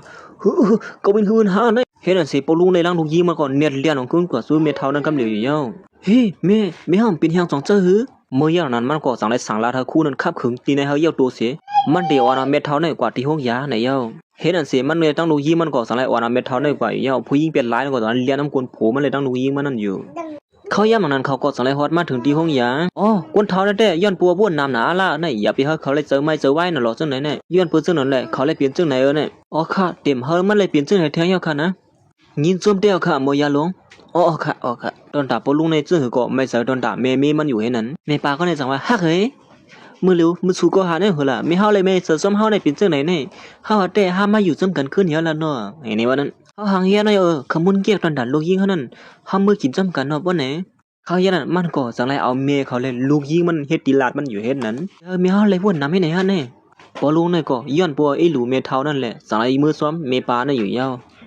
วมือก็มือเลยเพราะนั้นก็เฮ็ดนั่นเสเขาก็สั่งให้พวกมาตีขึ้นมื้ออย่างนั้นมันก็สั่งให้แฮงขมุนเกียกมาปั่นลูกยิงมันเลยตั้งโผมันได้กินเลยขมุนเกียกเลยนะเฮาหังเฮ็ดให้ปั่นสู่สองก็ปลุกนี่แต่ทีไรมันมาเนี่ยเฮาเลยใจเขาย่ามเป็นซ้ำปอดว่านั่นนี่ก้อยก็ว่าขมุนเกียกเตียนมันซื้อมานั่นลูกยิงมันแลโผมันนั่นอำกินไรสิหมักมองนั่นมันก็ซ้ำป้อมหูสีเด้อกินได้ลูกยิงลูกยิงมันก็ด้วยน้าแม่เขาสิกุมโหให้นั่นเฮียงนั่นเลยอำเคยกินล่ะให้สั่งขมุนเกียกในมันบานสีถ้าลูกยิงมื้ออย่างนั้นลูกยิงมันก็มีเยอะแล้วจังนั้นขึ้นมาไม่เฮาซ้ำป้อมหูสีเด้อข้าเลยดังปัวเฮาหน่อยกินบักม่วงได้มันไรเนี่ยกินน้ำได้ต้องใกล้เกียมือแมวซื้อมาอย่างนี้ลองตั้งแมวใครให้หลีตัวเฮานั่นแหละเรียบเตรียมเปลี่ยนแล้วว่าค่าตัวนั่นแหละอย่าไปว่าซึ่งนั้นเลยนะเมียมหูเตลองนี่เมียได้กว่าซื้อมาปั่นเหม่อก็เลยป้อนนั่นเตี้ยเห็นมันนั้นตอนตาปอลุงในก่อสังลาอยู่ที่นั่นเสมันว่าสู้กดไว้ถึงไอ้ขวา2ตัวปอลุงนั่นเขากินอีสังก็สู้หูหมดตอนตาเฮา2ก็ปอลุงในมากไอ้สังสู้ซ้ำป้อมหูอีดังกวนไอ้แก้วเตะมึงด้วยเฮา2ก็ลุยอยู่ซ้ำกันก็ด้วยลายนั่นแหละปอลุงในก่อสังลาขึ้นมาลูกก็เสื้อว่าเฮาเดี๋ยวนั้นลูกยิงเฮากว่ากินดังนอกนั่นก้วยเปิ้เฮาไว้ที่เฮือนน่ะคำสู้เฮามีลองตัดดีลัดเนี่ยสู้เฮือนนี่นะมีอีสังละเป็นสังเลยสมาละตกกันขย้ำกันขึ้นเจ้าไหนก็ล่ะนี่มันก็เป็นอันจมซื้อไว้เนาะเลยยินความปลุงลัดเจ้านั่นเพราะอย่างนั้นปลุงในก็สังเลยอ่อนลูกยิงมันออกกว่าตั้งนอกนั่นอยู่เย้าเฮ็ดอันเสียถึงย่ำกลางคืนมาปลุงนั่นปอกมาที่เฮือนแล้วมันนั่งก่อนเน็ตเลียนของเขามาหาโผนั่นกำเหลียวเน็ตสวยเมื่ออย่างนั้นไม่ป้าได้ก็หันว่าโผมันมาเอาจากเน็ตเลียนเขามากกว่าเราโผมันนั่นกำเหลียวเฮ้ยอย่าไปมายิบเตอร์เลยตัวรู้ไว้สิปลุงในแกลีนมือมันออกไปแล้วก็สังเลยออกมาตินเนอร์โขงนั่นอยู่เย้าย้อยอีสังลงลังในนะเมื่อถึงว่าอย่างนั้นปลุงก็นายก็สังเลยเอาลิกเปียนั่นถึงบันมันนั่งกำเหลียวอยู่มันนั่งก็เอาไปตัวนั้นมันเลยวนว่าเป็นอีสังสีเสื้อสีรองนั่นแหละเพื่อถึงมันนั่งเปิดขึ้นมาของลิเคงแล้วนี่อีสังก็สุดเด็กเคยเปียกระด้างเฮาเนี่ยนี่ เขายันมันก็สังละติผมมันว่ามื้อเลียวเฮาก็ป้อเรียกลายกว่าเย้าสุดที่เปียดกันตั้งเฮาเฮ็ดสังละนี่เฮาก็ฮู้ตั้งผิดเฮาอยู่รู้ว่าเฮาผิดกูซื้อกูลองไปสังละสุดตึกคำเปียดเฮาอยู่ละนี่มื้อยันปอลุงในก็สังละว่าสุลว่าสุเรียกลายเย้านี่ฮะติมือสุติซาเฮ็ดไรตินรู้เขาต่อหน้าคนตั้งน้ำตั้งหลายนั่นซุ่มกึ่งตานติอยู่ซ่อมติในแทงเย้าว่าเหลือสินั่นอำกึ่งตานเป็นเมียลูกเฮาแทงกว่านะมื้อยันนั้นมันก็สังละว่ามันยอมลงลายมือลีกเปียดในด้านละในเย้าสุอย่าไปว่นว่าเฮาออกกว่าตัวหลายๆป้อสุขเปียดตั้งเฮานี่ก็เอาหมวยเงินครับสุนันติเลยปานเฮาคืนนะลาดกว่าลาดมากกว่ามันขนาดเงินปอลุงก็ได้แทงก็เองเก่าเฮาอยู่มาซ้อมสู่เขาดัง20ปีหรือสินั้นเฮามีบ้านลูกสู่แทงก่อนสู่เขาเลยตากครึ่งนึงเลยฮะเอาหมวยเงินครับเฮานั้นเฮาว่าแต่สู่อย่าไปนอนฝันเยาละปอลุงในก็สันว่าเฮาว่าแต่สู่ลงในมือเยาตัวหลีงามเสเฮาได้วนว่ากูซื้อกูลองในมันเตรียมมีลองสั่งมาเฮาเตรียมตึงละลองอันสู่กว่าหยอกแล้วเงินที่เนื้อกุมนี้เฮาแลกว่าลิงไอเป็ดลายเขา3ตัวนั่นสังว่าอำซื่อนั้นแต่เฮาได้เฮ็ดเฮาสู่เลยมวยเบ็ดเฮกว่านอนเด้อคอกบนเนี่ยสังว่าเฮาเฮ็ดจังได๋แต่เอาหมวยเงินคำเตียนสู่หามาดังจานั่นก็หลอดเจอว่ามื้อนั้นมันก่อมเขาเปียดก่อมจังเฮ็ดจังหือจังลาอยู่ที่เนื้อเสือมันว่ากำลีเลยเฮาเนี่ยพอยามตรงนั้นเฮาเอาหมวยเงินคำในกว่าปานไอ้เขา2ตัวปอลุงไว้ว่ามื้อนั้นได้เฮาเปียดเขาเสิกว่าอยู่ซ้ำเขา2ตัวปอลุงก็ได้พร้อมเฮาอยู่กว่าในอยู่ย้อนปัวพอยามตรงนั้นมันก็ยามเอาเงินเอาหมวยเงินคำเลยกว่าปานไอ้เขา2ตัวปอลุงนั่นปอลุงในจังลาเคยมาแทงอ๋อเฮาลืมลาดเนสูมื้อแล้วเนี่ยเอาหมวยเงินคำเตียนสู่ปานเขานั่นเฮาว่าเติงลาดเอาเสียงๆเยาว่าซุมมีสังหิเมียวเขา2ก็ปอลุงก็ผาแหนมปึงหังกะดังสัวมื้อแล้วเนี่ยมันนั่งก็มื้อเลยฮู้ซื่อนั้นถึงที่หูเขาซำบ่กุกงักกุงงีกลงคำเดียวอยู่เยาว่านำถึงว่าสูติเสให้บ่เป็นดันแน่นี่เนาะมื้อแล้วเส้นดังลึกสัวคือดันไหนก็ยาว่าเตรียมลีกลงลายมือกำเหลียวเฮียละฮะว่าเนี่ยยาก็เก็บโคเก็บเรื่องสิออกเฮือนเฮากว่าอย่าพอมื้อแล้วเนี่ยเมื่อเขาคันหันหน้ามึงย่างนั้นปอลุงน้อยก็สายลืมมันออกเฮือนไปให้นั่นอยู่เยาเรียกว่าเฮาสู่ออกกว่าที่ในกำเหลียวเนี่ยว่านั้นคู่ของที่ในเฮือนปอเรียกเฮาเนี่ยสู่มีปุ้นพรตาเดียวกว่าเสียเมียวลาดน้ำก็สู้น้ำลายเกในมือเฮ็ดอันเสียมันทางก็สลายเก็บโคเก็บเลี้ยงอันมันทางเสียไปออกเฮือนกว่าอยู่เย้าเฮ็ดอันเสียหลายวันกว่าป่นกว่าพ้องย้ำหนังนั้นเขาย้ำหนังนั้นตอนดาปอลุงเขาเลยตั้งลูกยิงมันเลยหมอสวนนั้นก็สังไลไปมาซ้ำกันตอนดามันนั่งก็ทุกผ่านเย้าเสียอ่างตีมาหาเมเขานั่นอยู่ย้ำหนังนั้นสังไลหันเมียนเสือลูกยิงมันเลยตั้งหมอสวนนั้น3เสือก็ฉะนั้นมันนั่งก็ซ้ำเพิ่มสังว่าหือเท่าย้ำหนังนั้นปอลุงนั้นก็สังไลตีมันว่าสุยาไปไม่เสือเมียนั้นเฮาดีตัวถึงลุ่มลากเว้ย